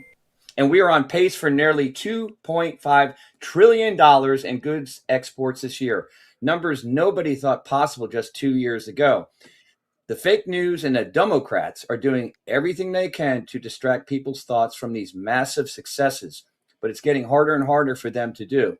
With trillions of dollars of new investment pouring into the U.S. and more factories, more construction, and more high-paying jobs on the way, the results are impossible to hide. This is the golden age of America, and we're just getting started. We're already achieving heights that nobody thought possible, and the biggest victories are still ahead. President Donald J. Trump. Huge. Absolutely, absolutely huge.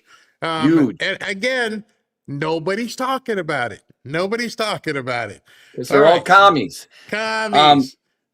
You see the story from the other fraud? This came out like about 10 minutes ago. Unless you covered, I mean, I thought it was new. No, this is another one. Oh my goodness! Like I said, we gotta have the tracker. It's too much at this point. I mean, good gosh! Look at this. So this just came out about 20 minutes ago. Outrage. 512.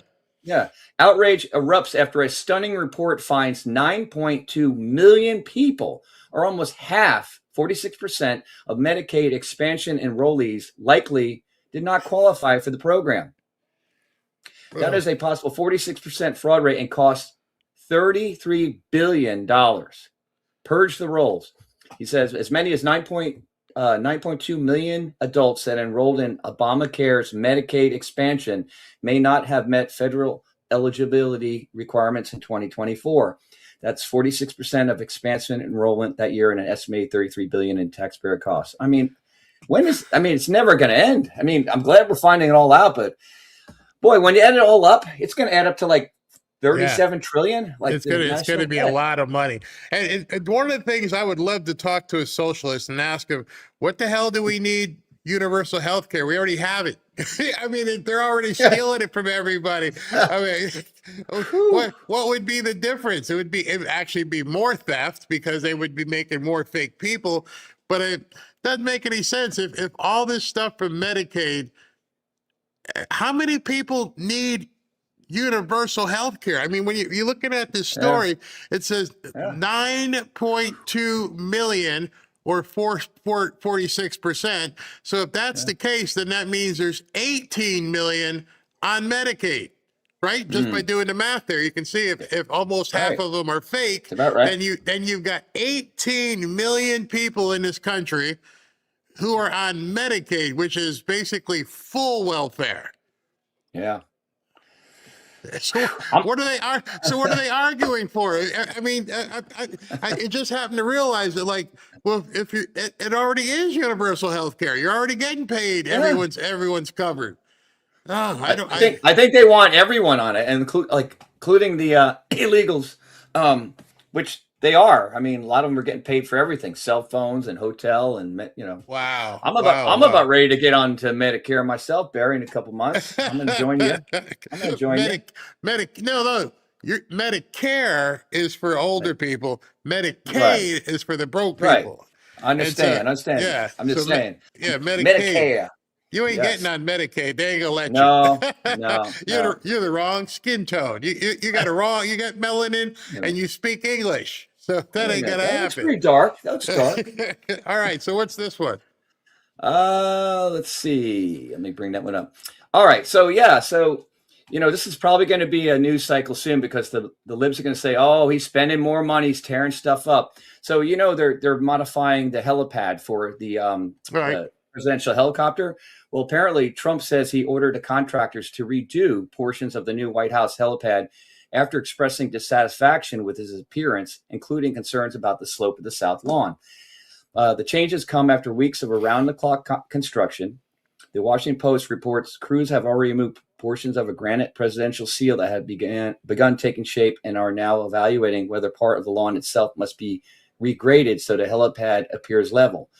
Let me read on here. The $5 million plus project funded by Lockheed Martin is intended to accommodate the new VH-92A Patriot presidential helicopter, whose downward directed exhaust can scorch the south lawn. The White House is aiming to complete the helipad before a planned September state visit by Chinese President Xi Jinping, according to the Washington Post. I mean, it makes sense to me. I mean, that thing, that would burn everything. All the trees would go and stuff too. So if it's not costing taxpayers a dime, which the story says Lockheed Martin is paying for it, what are they going to bitch at? Well, again, I brought it up as a story because the same thing happened when he was modifying the ballroom, right? So this will be a story, trust me. So I'm giving you a heads up. It's going to be in there. Oh, he's redoing it. He's destroying the White House. You know who will complain? People who have never built anything. I mean, I don't know if when you were married, if you built a house with your wife, anybody who's actually done any renovation with a wife. Barry, you having PTSD, buddy? All right, Robin. Hey, honey, you want to change the floors? No, the floors are fine. You move everything in, honey. What? I want to change the floors. Yeah. Now? Oh my! Ooh, that's a bad time to change. But of course you did, right? Of course you did. Yeah, but and the contractor's like. Ka-ching! She wants to change it. Did you tell her she can't? Just tell her you can't. There's no way you can do it now. No, Too many gas lines. I didn't tell her that. I said, sure, Mrs. C. Oh my God. All right. I'm sure many people have been in that situation where you've had to do a change order, and when the wife's like, I want to change that window. I'm like, oh my gosh, it's going to cost to move a window? Oh, don't you like it the way it is? We could put something over it. And it's funny because it'll just happen. Just walking around and go, you know what? I think we need to do this. It's fun. Poor Barry. I go to bed and wake up. I poop. I eat. I play with the dogs. I make videos. There's my life. Oh, you have a great life, my friend. Oh God. All right. Hey, I was just telling you about Elon. Look at the last cut. I thought that was pretty interesting. Remember about SpaceX? Elon. Hey, check this out. At the bottom. I see big numbers. That caught my eye. What's this? So this just came out about 25 minutes ago. Elon Musk stuns. Here we go again. The experts. They're always wrong, right? Yeah. SpaceX revenue just surged 92% to $7.8 billion. I was just talking about this. The fake news desperately wants him to fail, but he keeps proving everybody wrong. It must be all those rockets he's bringing back down or something. I don't know. I found it funny. I think when I had the CNBC money stuff up, this I had this up, and it says right there, it says SpaceX earnings live update, stock jumps 10% ahead of the earnings IPO. And how the experts keep getting all this stuff wrong. You're not much of an expert if you keep screwing up. Oh my goodness. I'll tell you one thing. I would never go to a doctor that was pleading the fifth over 100 times. Sorry, guys. No. Speaking of that, so you brought it up. Now we got to talk about it for a couple minutes here. Have you seen all of the libtards whose heads have blown up because of what Aaron Rodgers did yesterday? I mean, they went absolutely ballistic. How dare you talk about Mr. Fauci? He's the best thing ever. Oh, no. I loved it. I loved it. The tide has changed. It has turned. Oh, my goodness. It has definitely changed. All right. And before you go, the last story, I'm not going to read because it's long, but I'll just read the headline. So the Trump administration has increased U.S. intelligence assets in Cuba. So that's the next thing that's going to happen. So apparently our boy Rubio is getting more involved, as he is or has already been doing. But I'm not going to read the whole thing. But they're ramping stuff up. So Cuba is the next target for free the Cuban people. So that's that big drone, that surveillance drone that just like hovers around. It's funny because we can do anything we want. They don't have any air power whatsoever. They can't do anything. In fact, I don't even know why we need surveillance. Why don't we just go there? Harry, they don't even have electricity now, do they? I mean, there's even power. Just go, walk out and park a big boat with some binoculars. That'll work. And just look at what they're doing. Just pull up to the dock. They can't do anything. It's like, hey, how you doing? Remember the movie, what's his name? What was it? Few Good Men. Jack Nicholson was talking about, I eat breakfast for people who want to shoot me. And he was talking about being across Guantanamo Bay. They can literally park a boat out there right now, just sit out with a lounge chair all day, just go like this. Sipping a Mai Tai, hey, what's up? But instead, they're going to go ahead and fly this big old drone around, which just constantly. Yeah, no, that's too much. That's oh God. It's funny. It's funny. Winning. All right. That's all I have for the moment, but there will be more. Trust me. All right. We're going to go talk about Michigan and Wisconsin over there. All right. Everybody, this is a paid advertisement from Rumble Wallet, my friends over at Rumble. Quick question. How much control do you have over your money right now? Technology has changed everything, and now it's changing how money works. Crypto started as a niche, but now it's going full mainstream.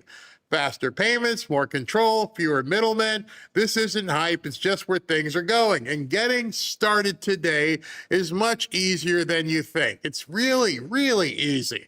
With Rumble Wallet, you can buy Bitcoin, hold dollar-backed stablecoins in one place. It's a non-custodial crypto wallet, which means you, and not a bank or any other platform, controls access to your funds. Setup is very simple. It connects with MoonPay, so you can use your debit card, credit card, or bank account and be set up and running in literally minutes. And for a limited time, you can start your wallet with $10 in free U.S. stablecoin. And if I'm using some terms that you probably or may not be aware of, this would be a good time to start, looking at what these terms mean. By downloading the Rumble Wallet and entering my exclusive promo code Barry10 when you sign up, you can even use Rumble Wallet to support your favorite Rumble creators like me. And so do this now. Scan the QR code right over there or the link in the description, or go to wallet.rumble.com/Barry and download Rumble Wallet. From there, you can set up your wallet, enter the promo code Barry10 and get your free $10 in US stablecoin. This is a limited time offer, so act now. Take control of your money. Get started with Rumble Wallet today. And of course, terms and conditions apply. See the description below or visit rumble.com promo official rules /promo official rules for details. All right, so let's go ahead and talk about what's going on in Michigan and in Wisconsin. We'll start with the lady from Wisconsin, I think. Actually, I have something to talk to you about from Trey Inkst. It's time for a fanfare news update. Operation that was leaked over the weekend. It's obviously, they need to figure out who's leaking from the White House. That has to be someone high within government that put that out there to sources. It's our job as the press to cover that. But I'm curious from your perspective and your sources on the the state of play that league played out in the Middle East, and who then phoned the White House to get to the negotiating table? It's a great question because these leaks can be substantial, and when you're looking at a situation with 50,000 U.S. service members, destroyers, refuelers, fighter jets across the region, the operational security is very significant whenever there are plans being made to strike Iran. And the president indicated. So what Trey is saying, which is going to be very interesting, is that somebody may have leaked what the attack plan was going to be. When everybody said Trump chickened out or he pulled back and didn't go forward, it may have been, don't know, he's reporting it. I've heard it in a couple other places. Don't know if it's been verified. Haven't heard Pete Hegseth or anybody say it. But the story is that the plans for the attack were leaked. Now, the other side of the coin is, could they have leaked them themselves to try and get Iran to the table? All kinds of 007 stuff going on in the background. But if somebody did leak it, they need to hang that guy from, middle of Main Street. He called off the planned strikes at the request not only of Iran, but also of Gulf allies like Saudi Arabia, Qatar, and the UAE. What was interesting, though, Lawrence, we spoke with senior Israeli intelligence officials over the weekend who said they weren't even aware of the details of the plan. And that's how close the administration was holding these details to the chest, because of how sensitive it is in the region. And so moving forward, we do anticipate the Trump administration will do everything possible to ensure that they're not giving Iran a heads up. They want to keep the Iranians guessing as these diplomatic pathways play out, understanding that if the talks fail, we are likely looking at a return to combat operations.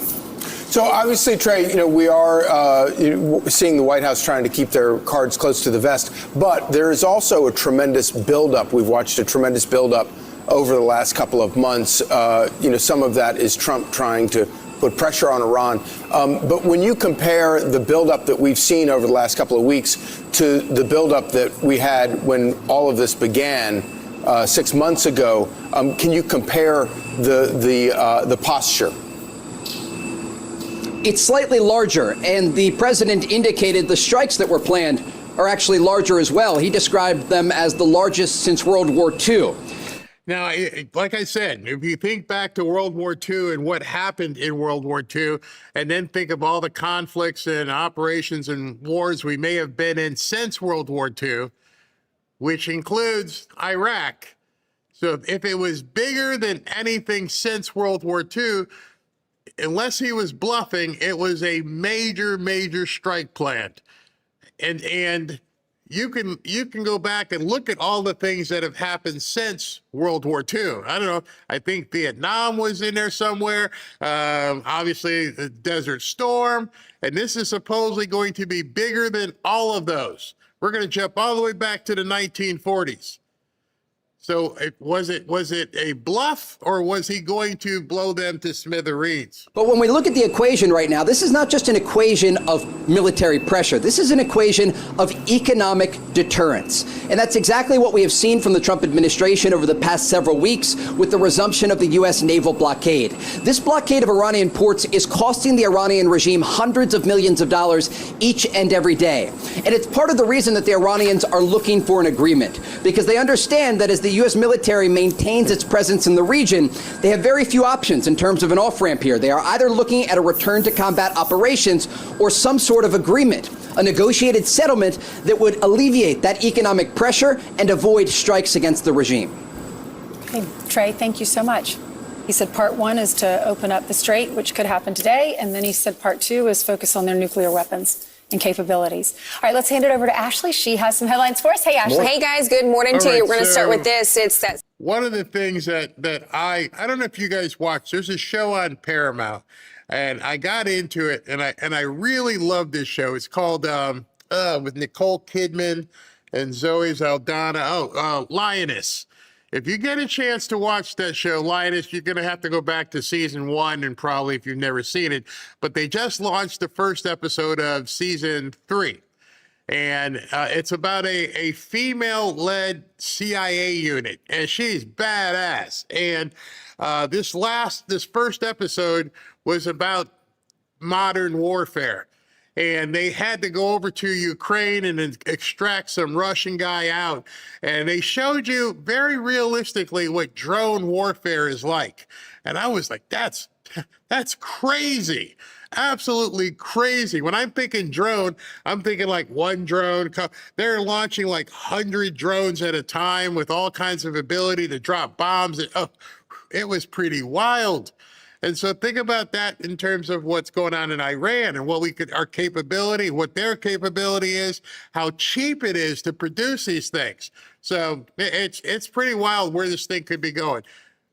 No confirmation from Pete Hegseth, nothing from Raising Cane, General Kane, and obviously nothing from President Trump that echoed that. So not really sure what exactly happened. All right, so I just wanted to let you guys know that. Now let's move into these nut jobs, especially the nut job in Wisconsin. You know, you talked about your past positions that he keeps highlighting and, you know, obviously likely would continue to do so before November should you win. One thing that they brought up as well was a post from you in 2021 where you said Americans should cancel Thanksgiving, should have done this in 6. Okay.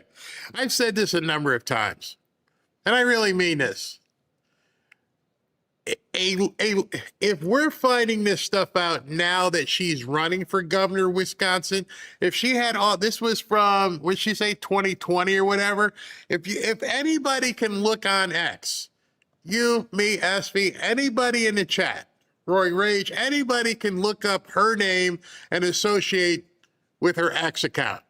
And you can do the keyword searches and everything else. Did the DNC not even have the ability to vet the candidates? I mean, you saw what happened with, what's his face, Plattner, the Nazi. They were shocked. We didn't know. And then the guy they replaced him with who threw stuff at his girlfriend. Oh, we didn't know. And then they find out his wife is actually his cousin. We didn't know. And now all this dirt is coming out about her, and then we didn't know. Isn't it your job to know? I mean, you know when President Trump farted. You'll tell us everything about President Trump. And I do mean everything. And now all of a sudden you have no ability to vet people? Are we supposed to believe that? Are we supposed to believe that all this information is out there and nobody said, well, maybe we shouldn't put this person up? If people find out about this woman, they're going to be crazy. By the way, and we use the term crazy to talk about the libtards all along, but this one, she's certifiably crazy. She's gone as far as to do self-harm, to cut herself. She had to be under the tutelage of crazy stuff. And this is who you're running for governor? Something's not right. All of these DSA socialist commie candidates have so much baggage. They are so dirty. They're so idiotic. And nobody thought to them, we can't put them out there. We can't put this out there. Listen to what she said about Thanksgiving. 1621. The post has been deleted. Republicans have been highlighting it. Do you still believe that Thanksgiving should be canceled? No, I have a problem with that. When she said it's been deleted, too late, caught you. Second thing, Republicans have been making a big deal out of it. No, I want to know why Democrats aren't. I'm I shouldn't say pretty sure. I am positive I know some Democrats, my sisters, who would be completely nuts with these people trying to cancel Thanksgiving. Forget the Republicans, forget MAGA, which are two different things. But you're telling me people in the Democrat Party didn't say, we cancel Thanksgiving? So, Caitlin, you're wrong. It's not just that Republicans are running with it. The fact of the matter is, as a so-called journalist, why aren't you saying, how come more Democrats aren't talking about this? Why are they letting everything go? Don't piss off these little commies. Are you kidding me? She wants to cancel Thanksgiving?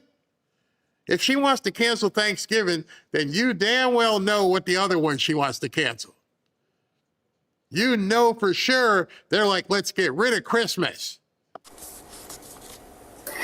I'm a chef, and one of the first meals that I made that was for the community when I was 16 was a Thanksgiving meal. Now, I always think my hospitality background in owning a restaurant for 7-8 years, that bringing folks around the table to share conversation and build community is always a good thing. That's not what she asked you. She asked you, do you think we should cancel Thanksgiving? Now that you're caught, you come up with this word salad and try to pretend like I was a chef when I was 16. What? What are you saying here? I don't get it. But Thanksgiving is also a time that's incredibly painful for many people in our communities.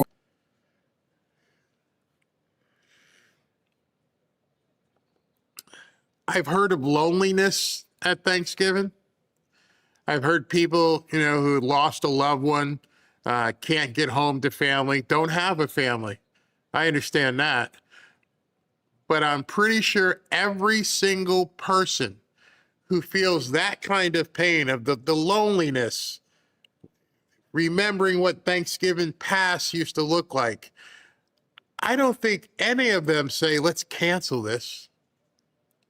I don't think a single one of those people would be, let's just not do this ever again. No. So if that's the case, and I firmly believe that, who the hell feels pain on Thanksgiving? I mean, let's be honest. Who are you talking about? I want to know these people who aren't the lonely hearts. Who feels pain at Thanksgiving, except if you eat too much turkey and get all kinds of tryptophan? And so I think there I wanted to make sure that people understood that there are multiple views, but views can evolve. And the position that I'm running for right now, and I think my background as a chef, will actually help me become a better governor that's able to bring more people to the table. I've never heard anything in my life where somebody says I'm qualified to be a governor of a state because I'm the chef of a failed restaurant. Okay. Jessica Hong, thank you for joining us. We hope to have you back on, depending on how things go next week in your primary. Thank you so much for having me, Caitlin. In the restaurant industry, when we're out of something, we say it's 86th. And I'd say it's about fucking time we 86 Trump. The entire state of Wisconsin, just like I said with the state of Maine, the entire state of Wisconsin, this is the only person you could find to be running as a governor. Someone as repulsive as this, who is borderline as repulsive as the Nazi. This is who you chose to be the governor of Wisconsin. Someone who wishes the current president of the United States to be dead.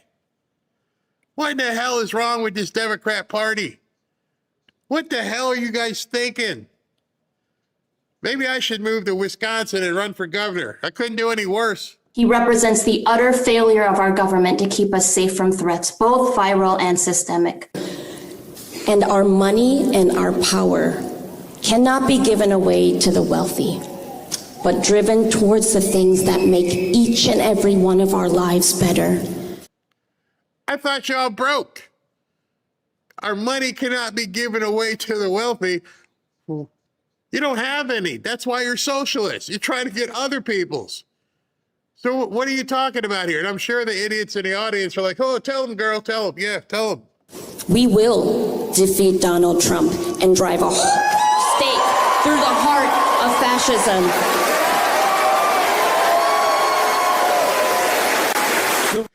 So I got a question for you, Miss Hong.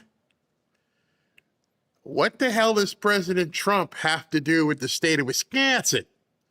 What does it have to do with the cheeseheads in Wisconsin?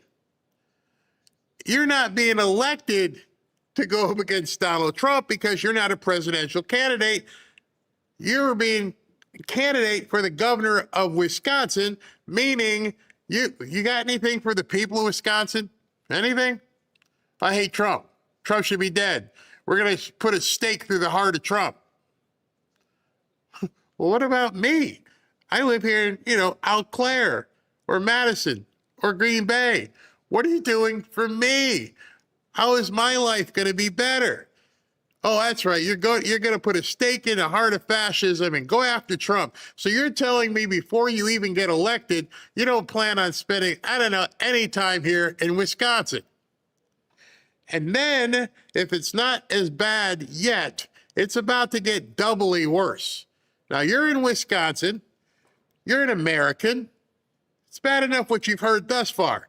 Now, listen to this. The reason why I brought up Michigan is because I think it was Michael Moore in 2016 who said, Michigan's not a swing state, and neither is Wisconsin. These are not swing states. They've been turned into swing states because they've left you behind. But we are going to bring back the working class to both Wisconsin and to Michigan. Okay, so that's Hassan Piker. And she brought him, the guy who said we deserved 9/11. We deserve it. And she brought him into, I don't know, the Midwest, into Wisconsin, to tell him and the people in the audience that we need to elect her. You know, the whole thing about you're judged by the friends that you keep? And you brought in Hassan Piker? And you're telling me the people, the good people in Wisconsin, are looking at this and cheering? Remember what I said about football. Remember what I said, the clock just turned. And you think the good people who love the Green Bay Packers want to hear about Hassan Piker? The people who are going to be standing there saluting the flag at the University of Wisconsin football games, at the Green Bay Packers games, or the hundreds of thousands of people at these different collegiate games are going to want to get behind somebody who thinks President Trump should be dead and that we deserve 9/11. If that's the case, if she can win, we've already lost the country. It's over. If this kind of person can win in a place like Wisconsin, we don't have anything to look forward to. The die has been cast. If you, first of all, I can't believe she felt comfortable enough bringing Hassan Piker out there to campaign with her. I mean, I could have seen Bernie, maybe AOC, but this is who you tell the people of Wisconsin I'm aligned with? You put your right hand and go, yeah, this is my boy here. Wait till you see who else she went with. A Republican will never be elected in this state ever again once our movement is done. Medicare for all is electable. The two, could you gotten any worse? If somebody said, hey, can you design a way I would lose an election? What would be the way I could possibly lose an election? Well, bring out Hassan Piker and Ilhan Omar. Make those the two people. Hey, Ilhan, hey, make those the two people you bring out on a campaign speech. That's who she brought out. Wow. And so Francesca Hong isn't waiting for someone to tell her what is electable, because Francesca Hong is electable.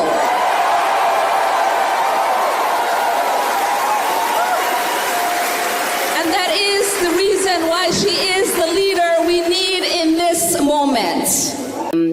Wow. Somebody made a comment here, and just want to let you know, it says Mayor Pete was elected mayor of Green Bay, Wisconsin. No. I know this because I am a Fighting Irish fan through and through. He was the mayor of South Bend. He was the mayor of where Notre Dame is, but he wasn't the flaming crazy nut that these people are. Even when he was at Notre Dame, or rather in South Bend, he didn't put this stuff out there. We didn't get to measure his crazy until he got into the Biden administration. Now he's bat poop crazy as well. He wants to have, of course, he wants to have boys and girls sports. He wasn't saying that back when he was in South Bend. They would have run him out of town. But now these people are feeling this kind of brazen ability. I wasn't always aware of the struggles of other communities of color because for me, assimilation always kind of took over. And so I did marry. My proximity to whiteness continues, right? My son is. She couldn't even say it. I did marry, excuse me, my proximity to whiteness. You couldn't even say I married a white man? She choked on it. Oh my God. I can't believe I ever did that mistake. And then I had a white baby. So I'm not sure. SB can probably look it up. I'd love to ask him what the racial makeup is of the state of Wisconsin. I'm pretty sure the racial makeup of the state of Wisconsin, outside of maybe Milwaukee, is probably, I don't know, up in the 80 percentile of white people. And she hates white people. I can't even admit I married one. Oh my gosh. Biracial. He's half white and half Korean. And I think navigating, what his identity is and how people perceive him is always at the back of my mind as well. Based off of 85%. 85. Wow. SB's talking in my ear. 85% population is white, and she hates white people. And she doesn't know how what she can perceive, how her interracial North Korean and white baby is going to be perceived. By whom? I'm pretty sure the kids in the school, like, hey, how you doing, little Jan, whatever your name is? I understand you got a crazy ass mama. Enforce the law with state-sanctioned violence and then get excused for violating people's rights because they aren't expected to know the law. Minneapolis police spent nearly $5 million implementing trainings, increasing diversity, repairing to strengthen frayed relationships between cops and communities. It didn't work. We have to dismantle police unions and qualified immunity and start funding social services that work with domestic abuse cases, family services, and public education. Our state needs to ensure resolutions and accountability boards where the decision-making power is in the hands of representatives of those communities. So if somebody robs a bank, you're going to call, again, like they're saying, you're going to call social workers. I don't know where the Kool-Aid factory is, but these people all drank the same Kool-Aid. They didn't even have to spike it. They didn't have to put any grain alcohol in like we used to do in college. Nope. You didn't need it. They all just drink the same Kool-Aid, and it does something to their brains. We don't need police. Okay. Each city should have local control of how they dismantle their police systems to rebuild new community control systems rooted in preventative care and reducing harm. Defund the police, protect Black lives, and build a care community. This is what we need. That is in. Did she say protect Black lives? What about hers? She's Korean. Her baby's Korean and white. I guess that side of the family doesn't count. We got to protect Black lives. I wonder how the people in Wisconsin feel about this. Oh, we won't know because nobody's showing them this. It's not on any of the news. Maybe Fox might put it on, but they're not showing any of this stuff. They're just basically whitewashing, Korean washing everything about her. And at this point, we have to let people know, even though we don't live in the state of Wisconsin, we need to spread the word. Hey, watch out. You got a bat poop crazy running for governor. You know, we all jumped on Mike Lindell, didn't we? Many people are still talking about Mike Lindell, talking about amnesty. We should be doing the exact same thing against her in Wisconsin, saying, let everybody know you have got to elect the Republican. You don't have a choice. This woman, she used to cut herself. The service industry, we are finally having this conversation about, how our industry really did come from it and kind of is rooted in white supremacy, that tipping in itself. If we look at the history of tipping and how racist it is and how it has. All right, full disclosure, obviously I was in a tip-oriented economy between bars. I didn't ever manage a restaurant or anything, but a lot of bar stuff. You ever talk to anyone who tended bar, anyone who waited tables, ever talk to someone and say, how was your night? And what was your clientele like? And this pains me to say it because many of you have probably heard it, but there's a certain clientele that don't tip. I'm not going to go there and say it because I don't want people to get pissed at me, but I think y'all know, and Yogi will probably tell Boo Boo, we know who's not tipping. We know when the bartender sees a certain group of people coming, like, oh, shit, they're going to sit in my section? Oh, boy, I'm going to run my butt off tonight, and I'm not going to make anything. So if there's anybody or any group of people who are racist about tips, guess who it is, honey? Because every time I've worked or managed a bar or anything, people would look at me, are you serious, man? I got to go in that section. Yeah, okay, well, I'll take care of you afterwards because I know they're going to run up like a whole big bill and give you like $5. Tipping isn't racist. Tipping isn't white supremacy. Tipping is basically rewarding somebody for the service that you get. And many of us tipped 15%. You get really good service, you'll tip 30%, maybe even more. It's not required, except I feel it should be required. Don't go out and eat if you can't afford to tip. But never in my life have I heard that tipping, the act of tipping, me giving you a tip, is racist.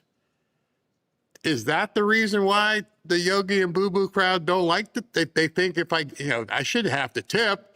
It's racist. It's white supremacy people. And the weirdest part about it is she called herself a restaurateur. Oh, she must have been awesome to work for. Oh, you can't have tips. Tips are racist. Bye. Kept wages low for Black people for a very long time. And if you look at tipping now, how different the scales are in terms of who receives higher percentages of tips over other folks. I can tell you right now, Robin has not come on camera. But if she was standing here, she's like, oh, I can tell you, let me talk to you about the tips. All right, we all know. It's an unspoken thing. Robin's sister works in Las Vegas. Everybody knows, hey, how was it tonight? Well, yeah, I had a big table of them. Oh, so you didn't make anything? No, nothing. It's not racist. They just don't tip. But I don't understand how she turned that around. It would be racist if somehow I had a Black waitress, server, and I went, nope, I'm not tipping her because, she's Black. Never has that ever happened. And more than likely, it never happened to you. Why is that? Because I would venture to say 90+% of the restaurants and establishments that you have dined in didn't even have those kinds of servers. And if they did, you tipped them just the same. You didn't say, nope, not going to tip you. Or you didn't say to the manager, can I get someone else at this table? I don't want the Black person touching my drink or my plate. No, it doesn't happen. She made that up completely. But by the way, Wisconsin, she wants to be your governor. She's racist. She's socialist, borderline communist, and that's who, is running for governor in your state. Now, more importantly, well, not more importantly, but tonight with the Democrat, which, most of us is going to sit back and have some popcorn and see how the Democrats eat each other tonight, because I think Mike Rogers is going to beat the heck out of either one. But for those of you who have Democrat friends in Michigan, where do you get a load of this guy? 2020 posts supporting defunding the police, quote, as a first step towards abolishing the police. Sorry, I jumped ahead. This is still her. And I forget this guy's name, but he has a podcast. He used to work in the Obama administration. And he's trying to get her, he's trying to prompt, Hong into, maybe soften your stance here and actually be truthful. Which in a separate post you said, quote, exists to uphold white supremacy. Now, I know you've said you're not running to defund the police. It's not something you can do as governor, and that people's views can evolve. I'm wondering how your views on policing have evolved since 2020. My views have only become stronger in that I'm serious about public safety, and I will not abolish the police. My views are that people are struggling right now and need basic needs met. And I want to focus on stopping violent crime and giving law enforcement the resources and the training that they need, but ensure that we are also holding accountable law enforcement that does not follow the law. Beyond that, I look. You see, now they're trying to tidy her up a little bit. They're trying to make her more presentable.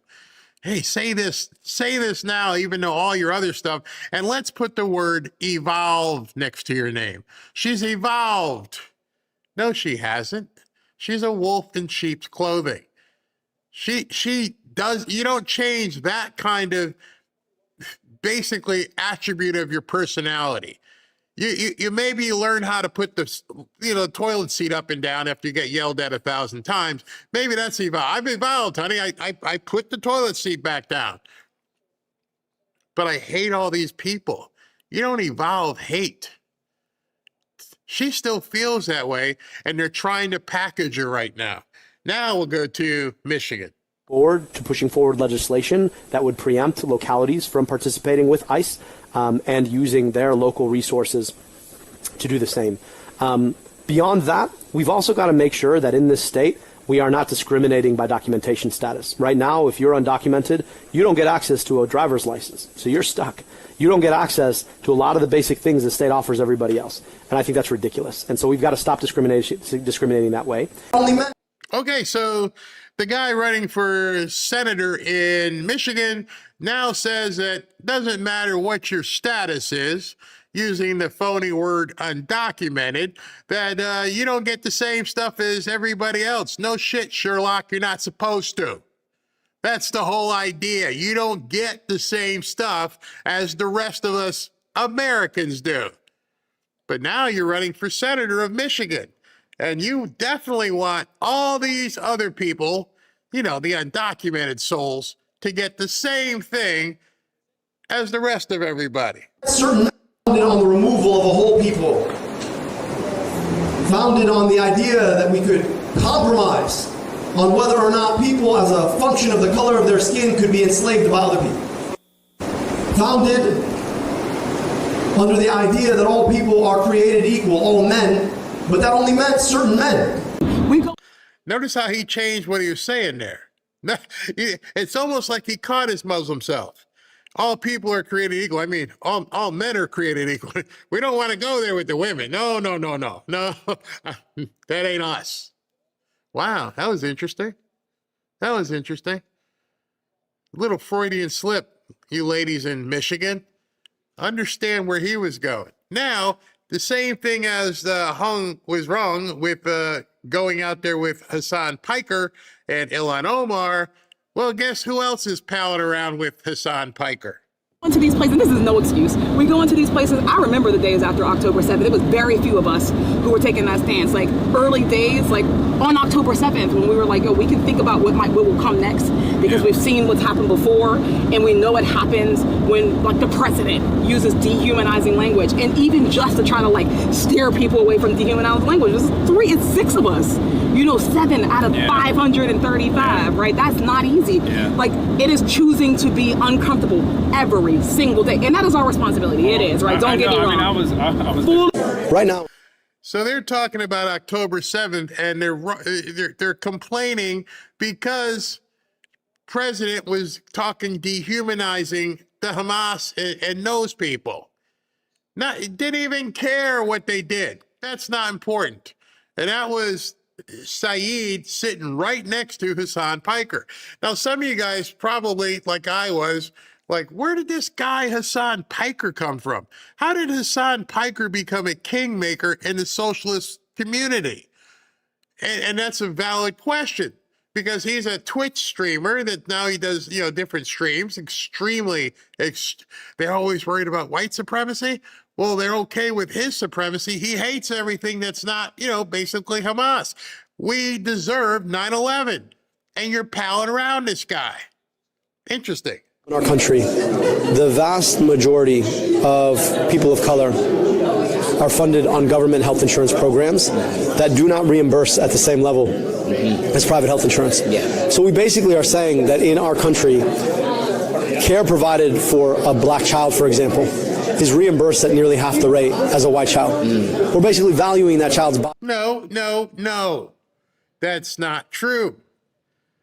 You just immediately conflated two different things. You think that there aren't white children on Medicaid.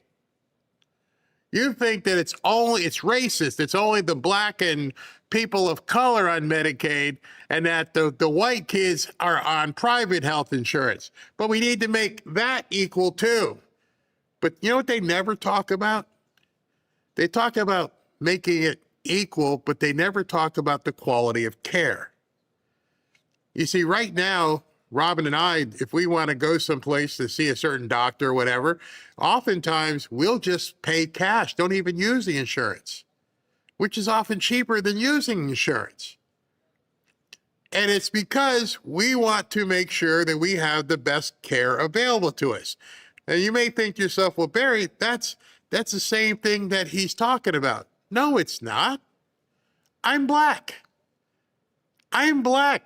My health care and what I do, Robin's white, we choose. We have a freedom of choice of where we're going to. And that freedom of choice is based upon, like I said at the beginning of the show, my ability to do what we need to do. And I don't care if it sounds arrogant, because that's what I work for. But they notice how they turn everything. They want to make it racial.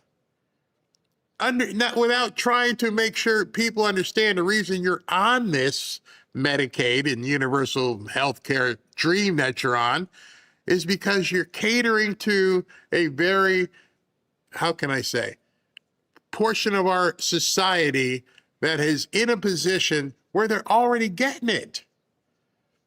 But that's not what they want. When they say Medicare for all, the poor people are already getting Medicaid. They don't want you or me having a different option, sort of like school vouchers. You can all go to the same school. You can go to the public school. You can go to the public high school. Some people are going to want to go to private school. They don't want you to be able to do that. I think it's very important that people understand what they're trying to do. They know their entire constituency, all the people who can't afford something, are already covered. And I don't think enough people understand it. Medicaid, you can't afford it, you got Medicaid.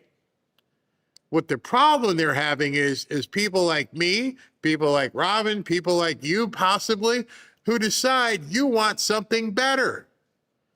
And they don't want you to be able to make that choice. Everybody must be under this umbrella. You don't have any options. You're just like us. You can't do anything different than I do. You got to see the exact same doctors. You got to wait the same amount of time. It doesn't matter where you are, what you work for. We need to bring you into our group. And I think that more distinction needs to be put on that. Just imagine it from a car perspective. Some people might want to drive a Volkswagen. Some people might want to drive a Hyundai. Down here, people are driving around in Bentleys and Maseratis. No. Yeah, I know you can afford the Bentley, but everybody needs to drive a Hyundai. Why? Because it's not fair. That's what they mean. It's not racial. It's not fair. You shouldn't be able to drive the Bentley. There's no reason you need to be driving a Bentley. Everybody else is in this Hyundai. The government provided Hyundai. So we're going to make you stop driving the car that you like and get used to driving with, same as us, the Hyundai. And I don't think enough people realize that Medicaid, it's already covered. The Section 8, it's already covered. When they say universal health care for all, what they mean is you can't have anything better, which is completely un-American. Because if you can afford a Bentley, go ahead and buy a Bentley. If you want to go out to a $500 steak dinner, go ahead. I don't want to eat McDonald's tonight. I want to go have a $500 steak. That's racist. What do you mean it's racist? This is what I work for. Nope. Everybody's got to eat the chicken nuggets. And I think people need to see through this, because that's what the socialist thing is. It's not about the poor people. It's about bringing other people down. And that's insidious. Insidious. Differently.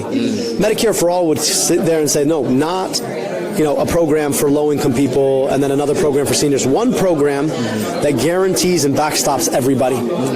See, that's what it is. He just said it.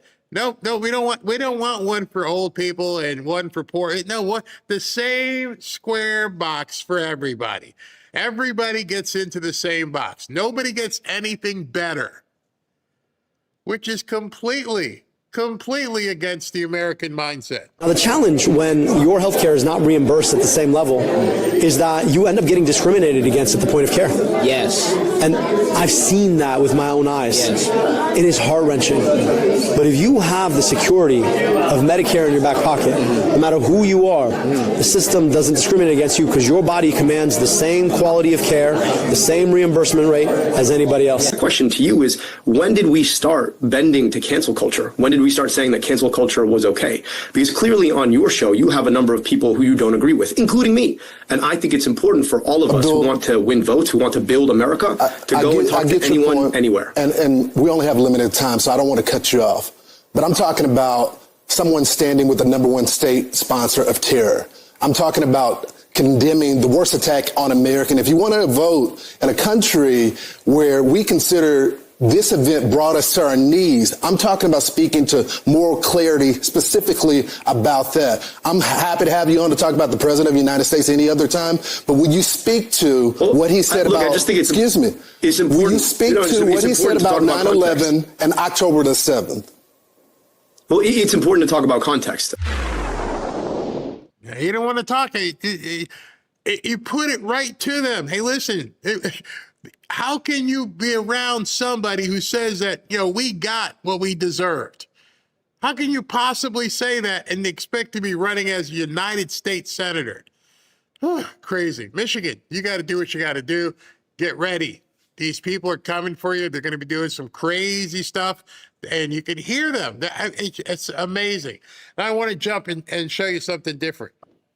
We're talking about a city-run grocery store, one in each borough. All right. So there's our favorite Ugandan. And yesterday, as you know, or a couple days ago, he came out and he's gonna have a grocery store in each of the 5 boroughs, New York. And in these grocery stores, he's going to charge 30% less than everybody else. It's going to be fantastic. And so yesterday or so, he had a press conference where he said, and actually he didn't say, he didn't want people selling stuff that they bought, they purchased, something they own. He didn't want them selling it for a profit. Because capitalism? Oh, no, not here. And then, the lady asked him, what are you going to need? We're going to need you to show ID. Now, this is where it gets a little weird, because now he's got to, I guess he's going to be operating grocery stores. He's got to clean up on aisle 1 here, because what do you mean ID? Now listen to this sleight of hand. By the way, you do not need an ID to shop at, no matter what you've just heard in the news of today. We're talking about actually addressing the question of skyrocketing grocery prices. We've seen in the last, 6 or 7 years alone, an increase in grocery prices of around 30%. And we are going to be delivering a city-run grocery store, 1 in each borough, 5 in total, that will have the staples of a shopping experience, an essential basket of goods that are discounted by 30% compared to typical retail prices. And that is something that New Yorkers will be able to feel in their pocket. They'll be able to save hundreds of dollars on an annual basis, knowing that the city is looking to actually deliver for them on something that is a non-negotiable in their life, which is healthy and accessible food. All right. So he backed away from it real quick and went into the word salad and talked about everything else. She asked him, are you going to need an ID? Oh, that's not true. Not true at all. And she didn't ask him any follow-ups, just let him bloviate there. This, and you have to remind you, this is what he said yesterday. You're going to keep people from taking advantage of that, that deal, basically. And is there going to be a limit on the number of items that someone can take that are discounted at that level from that essential basket? So our RFP makes very clear that this is a program for New Yorkers to be able to put food on the table, not a program for people to be able to make a quick buck through reselling. I'm going to pass it over to our EDC head, G-Pack, to add some additional details. All right, so he dodged the question real quick. Now, how are you going to do this? Now he brings out his lieutenant comrade, and she's going to tell you how they're going to stop you from, buying stuff that you would then own and then reselling it for a profit. Yes, if you look at our RFP for the operator, we are looking to make sure that we target New Yorkers, whether it be a sort of a library card-esque thing, a library card-esque. That's the word she used, a library card-esque type system. So we manage who's buying, and that is focused on everyday New Yorkers. So we are mindful of that, and so we're going to make sure that we have all the things in place to ensure that that does not happen. All right, so she's going to make sure that doesn't happen in her library card-esque type of system. So then you may say to yourself, or, instead of saying it to yourself, you may say to Grok, hey, how do I get a library card in Manhattan? Here's a question I put up. How do I get a library card in New York City, since you're going to have a library card-esque type system? Well, it says New York City has 3 separate library systems, blah, blah, blah, It says it serves Manhattan, the Bronx, and Staten Island. Online application, yada, yada, yada. And then after you fill it out, you go take it to any New York public library with identification and proof of address to get the actual library card. Imagine my surprise when I looked at this and I said, wait a second. He says, no, you don't need ID. And she says, well, you just need to have a library-esque type thing. And in order to get the library card, you got to have ID and a proof of address. These people will look at you and lie as fast as they can, and they don't expect anybody to go, well, wait a second, how do I do this? Well, it's pretty simple. Now, that was just for, let me just go back. That was for the New York Public Library system. But what if you happen to live in the Bronx? Well, if you're in Brooklyn. At Brooklyn, visit an open branch within 60 days with what? A photo ID and separate address verification, i.e. bill, lease, bank statement, blah, blah, blah, blah. ID, huh? What about if I live in Queens? What do I need if I'm in Queens? Well, you're going to need proof of a photo identification and proof of address. Oh, Queens too. So I'm done. I can't do anything. I got to have a photo ID to get my library card-esque thing to go into the grocery store. It's very easy to catch these people in lies when you actually do the research to find out, because I don't live in New York. You probably don't live in New York. Like, oh, it's going to be library card. And she made it sound so nice. It's library card-esque. Oh, okay. So if I just get a library card, I can go in. What do I need to do? Show your photo ID. So we're right back to where we started. And he went on Joy Reid's show and lied his ass off. Probably because she didn't do the homework in advance. Hey, Mr. Mondami, don't you need ID to get a library card? Well, you don't need a state ID. You just need a school ID will work. Okay, so what happens when all the people who are adults, they don't have school IDs? What are they going to use? Job ID? And you see how this is going? He's lying right now. He's backstroking. He's trying to get out of it. And if you have any idea on what to listen to, you can figure out these guys are full of crap. This thing is in more trouble than he wants to admit, even with his little fake smile. He keeps getting himself in deeper and deeper and deeper. It's crazy, absolutely crazy. All right, got one more cut before I go to SV.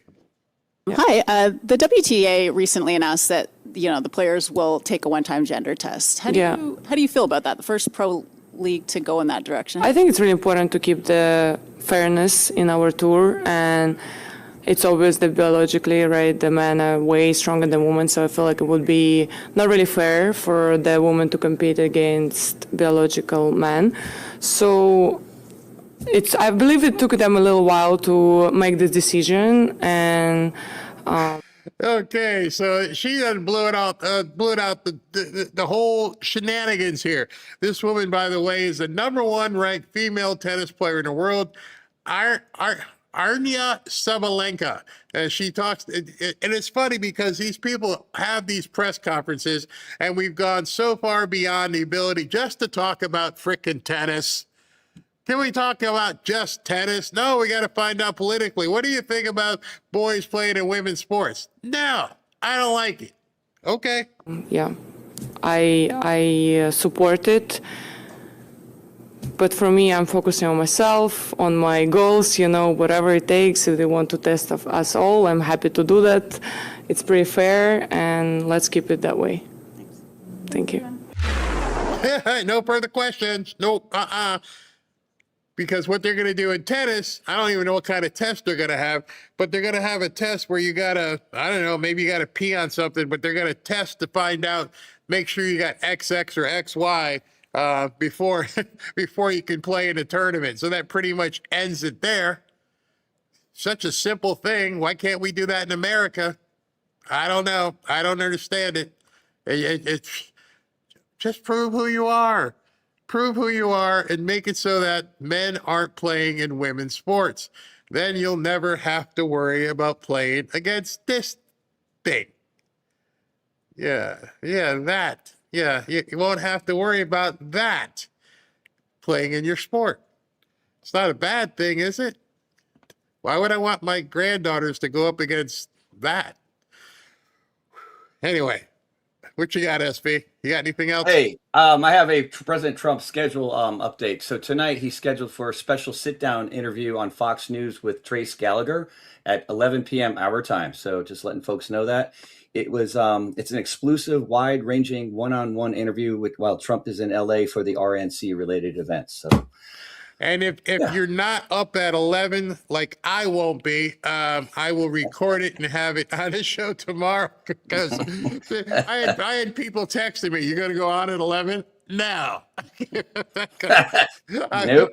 How about no? How about we already did 3 hours by the time we're done? I'm going to go home and eat and play and spend some time with the wife. No. Hey, it's funny you say eating. When's the last time you had a good steak dinner down in Florida, Barry? Last time, when Ashley and the kids here. I don't eat steak. Robin loves steak. Then. Yeah. Check out cut number 11. Cut number 11. Yeah, let's see here. What? Wait a minute. Do I have to? Is this the one? Oh yeah. Wait, people were okay. People were emailing me about this today, and like, are you serious? And I had to tell them, you wouldn't believe some of the clubs down here. There's swingers clubs. There's all kinds of stuff, and to each his own. It's legal. Yeah. If you choose to show, what? Now I just can't show it. I'm going to have to download the video, so people can hear it because they're like, it's legit. Yeah, it's a real restaurant. Yeah. I wouldn't go. I wouldn't go to the restaurant, and I wouldn't want to even work there. I wouldn't want to see it.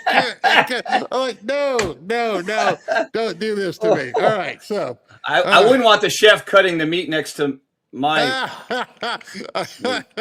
But oh boy, okay. And, I look at me, I'm blushing. I was like, he didn't pull that up, did he? Did he find? I always have a funny for the end. Funny for the end like, of the show. You didn't find that story, did you? Yeah, he found it. All right. Okay, so let me came pull up it my in. X alerts. Okay, hold on. Here we go. Fillets are fully dressed. Let me get the volume up. Hold on. The diners, I gotta adjust the volume on it. They disrobe pretty much here. Class Soiree Steakhouse is the talk of the town and social media, not just because of the menu, but for what. Can you hear it? Yeah, I can hear Oh, it. okay. 'Cause Yeah. my headphones are stereo, so I can't No. hear it. So I'm And gonna then you play. beefed it up a little bit too. I'm gonna play. Yeah. Yeah, because I couldn't hear anything because it's Oh. mono. All right, so I'm gonna put it on my speakers so I can hear along with everybody else. Fillets are fully dressed. Let's do a new dinner. The diners, not so much. They disrobed pretty much here. Class Soiree Steakhouse is the talk of the town and social media, not just because of the menu, but for what's not on it. The customers, that is, clothes, none. Is it shoes and socks off first, or how does it work? Well, we have a bathroom here. Murad Ali is the chef and owner. He came up with the once-a-month concept to get new business, to generate some buzz. And Chef Ali says there is a market for this. And if you're saying, what? Are you kidding me? What do you want to say to those people who say that? Please allow people to express themselves at our place. Legal? We'll go there before we're done here. Do you find yourself staring at people? No, not at all. Tonight, the chef expects about 20 people, men, women, some single, some not. All of them nude. Toshiba Hart is your hostess. It's more so of a gathering to get to know people, new people in the city, in the lifestyle.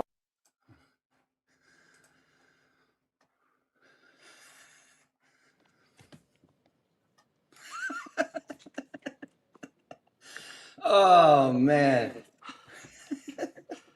No shoots, no shoes, no service, no pubes. I don't know what the heck. Here, you can finish reading. I got no comment. Florida chef starts a controversial monthly dinner where guests obviously enjoy a steak dinner naked. He already said he started about a month ago. So single women are charged $150, men are charged $250, and couples are charged $300 for the bizarre dining experience. Hey, isn't that sexist? Why is it more for? I don't know. Why are they charging more for that? I'll tell you why. I'll tell you why it's more expensive for guys. Because if guys knew that the restaurant was full of naked chicks, there'd be a line out the door. It's got to be folks that have a lot of confidence in their looks too, though. You know, I mean, obviously, there ain't enough confidence for me to eat. No. I'm not going with you on that one, Barry. You know, there's not unless you're like. Oh no! Oh my gosh! Oh God! Oh God! Laughter is the best medicine. We gotta call Nick Shirley and tell him we got a story for you, bro.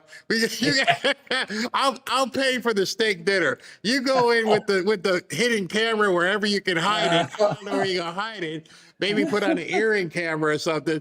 But I'll pay for the flight and the dinner for you to go in that and have a steak dinner. Oh my goodness!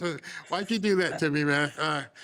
Hey, it goes along with the Florida man story. Remember, every week they have a Florida man story. So. I avoided that story today. I'm like, don't post it, don't post it. And then, of course,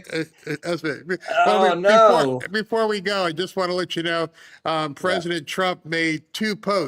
Well, I guess while he's still flying or whatever. He actually made a couple of comms too. Yeah, I Googled one. Yep. So here's one. I'll take one. Aspie will take one. This one says, my real polling numbers, not those made up by the fake news, are the best they've ever been. And why wouldn't they be with the biggest tax cuts and employment numbers ever?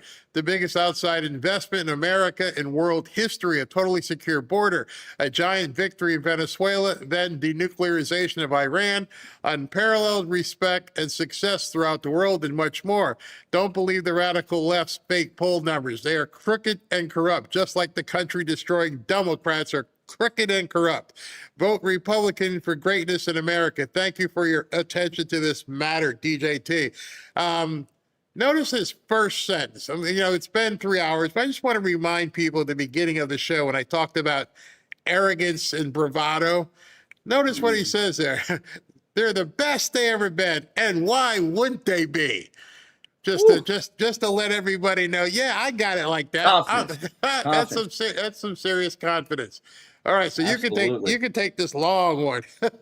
All right, let's see. Oh, yeah, there's actually a lot more stories too. I actually was talking about the Patton Trump MacArthur meme, but let me see here. I'm bringing that one up. Got a whole bunch of them right here. Okay. So, yes, the very complex and expensive structure being built for the United States military at the east wing of the White House. This picture does not yet include the drone port where the steel, which is already fabricated and ready to go, will be delivered imminently. The project is on cost and substantially ahead of schedule. We are working very closely with the United States Secret Service and military, and this military complex is the best of the best. It will provide the highest level of defense, offense, and safety for the people of Washington, D.C., and for, importantly, future presidents. Also rising is the desperately needed ballroom, something which former presidents have wanted for 150 years, which sits directly under the elevated drone port and is paid for by great American patriots. No taxpayer money. Repeat, no taxpayer money. Thank you for your attention to this matter. President Donald J. Trump. I still haven't figured out what the hell they're building there. I mean, it's obviously some sort of military installation. Yeah, classified. But that's crazy. A drone port? Ugh. Wow. All right, SV, thank you. All right. Yeah, I will not be doing anything at 11 o'clock. So if you have to, Oh, shame. if you're busy or you're crashing out, feel free. But I will tape it. I'll have it taped, and we'll play it as a part of tomorrow's show, and we'll go from there. Thank you very much. All right. Have a great night, everyone. All right. Bye bye. Let me do super chats real quick, and then we can move on. Let me see here. What a great day in the market. Everything is green, up nearly 1,000 points.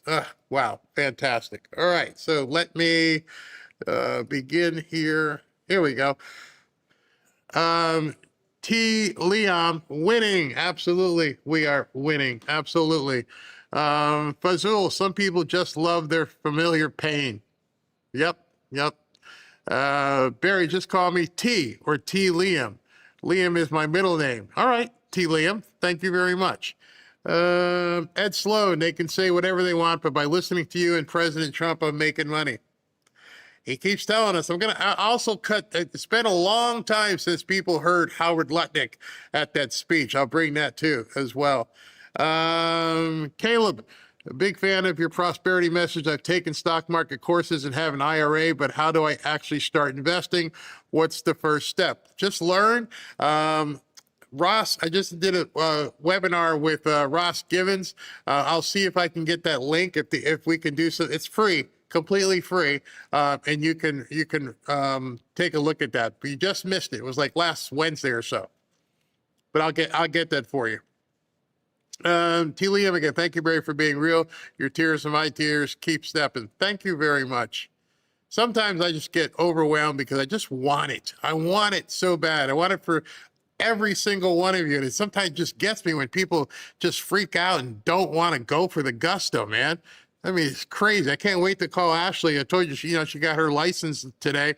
It's success breeds success. Never settle. Never.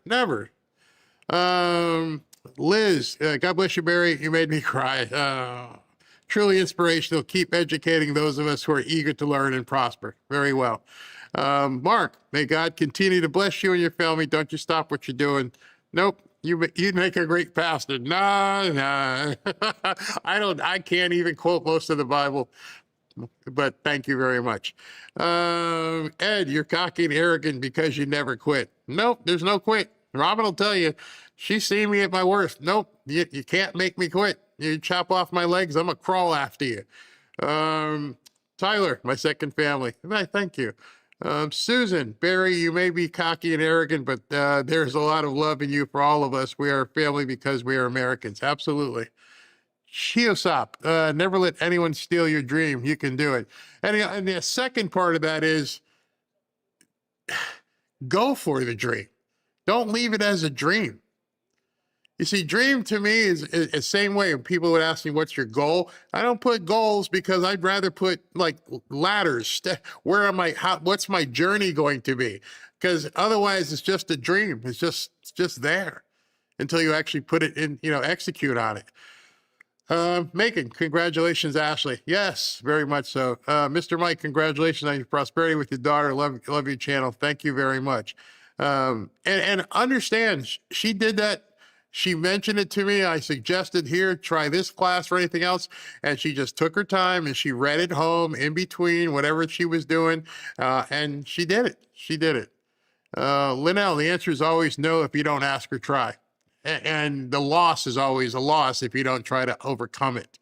Mark, Barry, I invite you to attend Massillon versus McKinley, October 24th. 20,000 people gathered to watch high school football. Is that Massillon? Aren't they in Virginia? I think isn't that where, what's his name? Chris Spielman went? I think that's the school. No, that's Ohio. I bet you that's Ohio. Yeah, let me know. Ernest, Newsom is a major fraudster in California. He's now worth trillions on a governor's salary. Crazy. Barry, tell the POS I'm cocky too. Chin up. Yes, be cocky. Be Gordon Gekko without going to jail. Vielka, cocky is very refreshing. It is, indeed. Reticent Robin, you're one of the good ones, Barry. You're gifted in the way you teach people what you want them to learn. I admire you for wanting to share your knowledge with others. May God bless you. Thank you very, very much. I mean, to me, if you don't pass it on, you're not doing what you're supposed to. I wish more politicians understood that and said, let me help people. It's up to people. It's like a buffet. Take what you want, leave the rest. But nonetheless, eat. Sticky Steve's. I met a former capo, Michael Francesi. I remember him many years ago. Love your show from Jeff Cookville, Tennessee. I'd love to get Michael Francesi on. Love to get him. He's turned his life around completely. He went from being a capo to, I believe was he a pastor as well? Chiosop, most of the A-list recorders probably on the tape. Oh, he's talking about talking to the guy from prison. Yep, probably. For the right price, prison guards work for the inmates. A lot of people going to go down. Official Ethan, Trump should restore gun rights to all nations we trade with via tariffs, also to the Dems. The term working class is coded language for the slaves.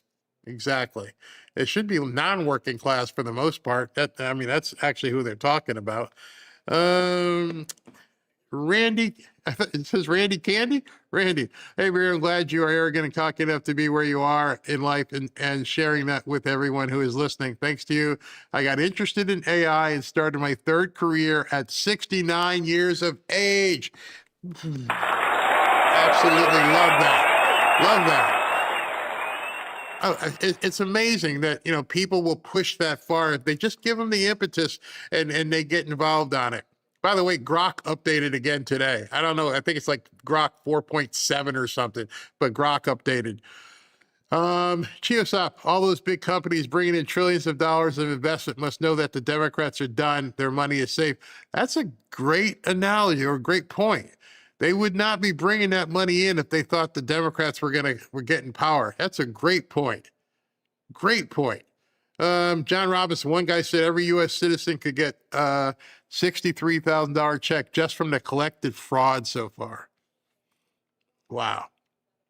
Groove Guy, Dan Barry, I'm watching this an hour behind. You have me in tears watching you tear up. You're awesome, and thank you for what you do. Thank you very much. From Canada, Ed Powell, Barry, you do you, and being arrogant as cocky as you want, you're still the man. Keep doing what you're doing. Thank you. Chiosop again, DSA is so confident in cheating. They are. They're confident in cheating, and they're self-righteous in their hate for everything American.